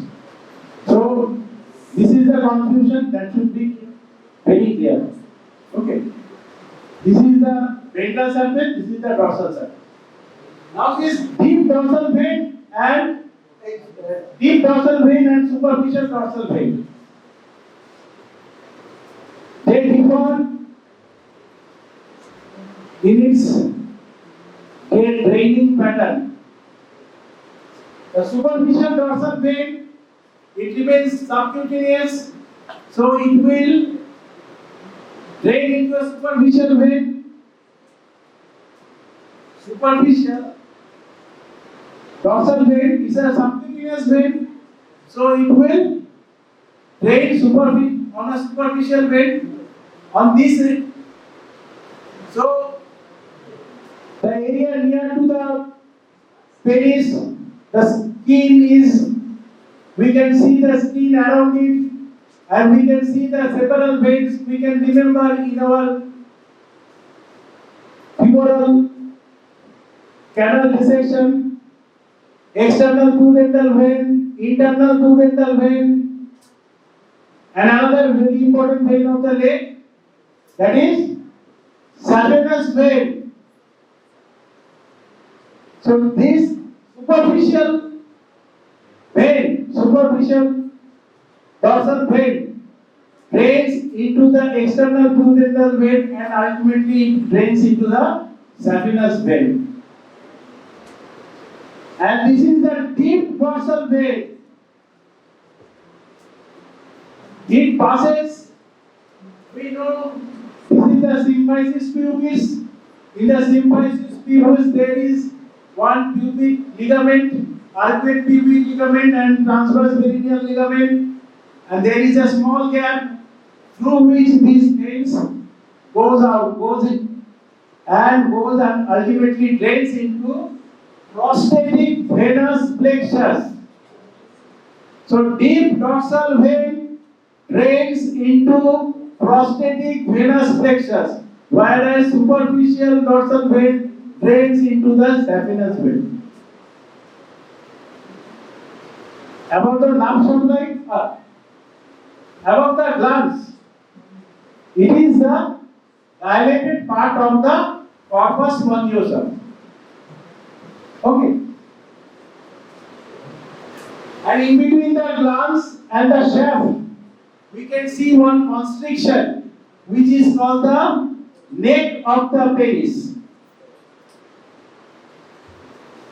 The glands of the penis is very much dilated at the base, which is called corona glandis, which is very much dilated, okay, or swollen, which is called corona glandis. And next to it, we get the constriction, which is called the neck of the penis. And within the corona glandis and the neck of the penis, we can see several glands, sebaceous glands, which are called the pituitary gland. The secretion is called the smegma. And the shaft of the penis and the glands of the penis ultimately is covered by one hanging skin or redundant skin or hanging skin, that is called prepuce. Prepuce, which covers the corona of the glands. On the glands penis, the corona glandis, and everything, it is covered with that skin, which is called the prepuce. And many a times there is a constriction over that skin, which is called phimosis, when we cannot retract that skin, which is called the phimosis. The phimosis can give rise to surgical emergency. Okay. And in some communities, that diffusal skin is cut after birth, which is called the circumcision. Okay. Now about the nerve supply. We can see the dorsal nerve of the penis, the pudendal nerve, ultimately it's a branch of the pudendal nerve, is the somatic nerve. And there are parasympathetic and sympathetic nerves. Parasympathetic nerves actually coming from S2, S3, S4 segment of the spinal cord. They are called the nervi eregentis. And sympathetic component is coming from the L1 segment of the spinal cord. Now, what is the action of the sympathetic and parasympathetic? When parasympathetic nerve is stimulated, all these arterial channels are dilated. So ultimately there is engorgement of the vessels inside the corpus cavernosum. So the cavernous spaces are becomes filled up with blood. At the same time, deep dorsal vein gets constricted, because I have said it passes through a small gap in between two ligaments, subpubic ligament and transverse perineal ligament. So that vein also get constricted. So the blood within the cavernous space increases in amount, and there is obstruction to the outflow. So what will happen? That will cause the erection of the penis. So erection is absolutely a vascular phenomenon. It is not a neural phenomenon. It's absolutely a vascular phenomenon. And also during erection, what happens? There is build-up of this cavernous space with blood. And also we can see this is a spongy part, spongy urethra. Within the spongy urethra, corpus spongiosum, there are also blood vessels. These blood vessels are trabecular blood vessels, which are present inside the corpus spongiosum. Those vessels also get actually due to stimulation of the parasympathetic nerve or parasympathetic system. What happens? That is, those blood vessels also, there is increase in blood vessels within the trabecular spaces of the corpus spongiosum. So as a whole, there is stagnancy of blood, which gives rise to the erection. And after ejaculation, what happens? Just after ejaculation, what will happen? Parasympathetic nerve will take its upper hand. They will now constrict all these channels. They will constrict. Parasympathetic is for dilatation and sympathetic is for constriction. So blood flow to this penis will get reduced and ultimately it will go into flaccid state.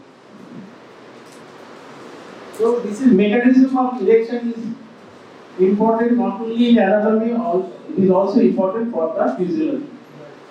Okay. And what is the lymphatic drainage? Except the glands. Except the glands. The lymphatics from the root body and it goes to the medial group of superficial inguinal lymph node. That means the root, which is also called radix, from the shaft, lymphatics goes to the medial group of superficial inguinal lymph node, which we have seen in inguinal region in our dissection of the femoral triangle. Okay, this means parallel with the inguinal ligament. And there is one deep inguinal lymph node. We can remember the femoral canal, femoral artery, femoral nerve. Femoral nerve is on the lateral side, then femoral artery, femoral vein, and there is a small gap, which is the femoral canal, within which we can see the deep inguinal lymph node, and lymphatics from the gland actually drains into the deep group of inguinal lymph node. Okay. This is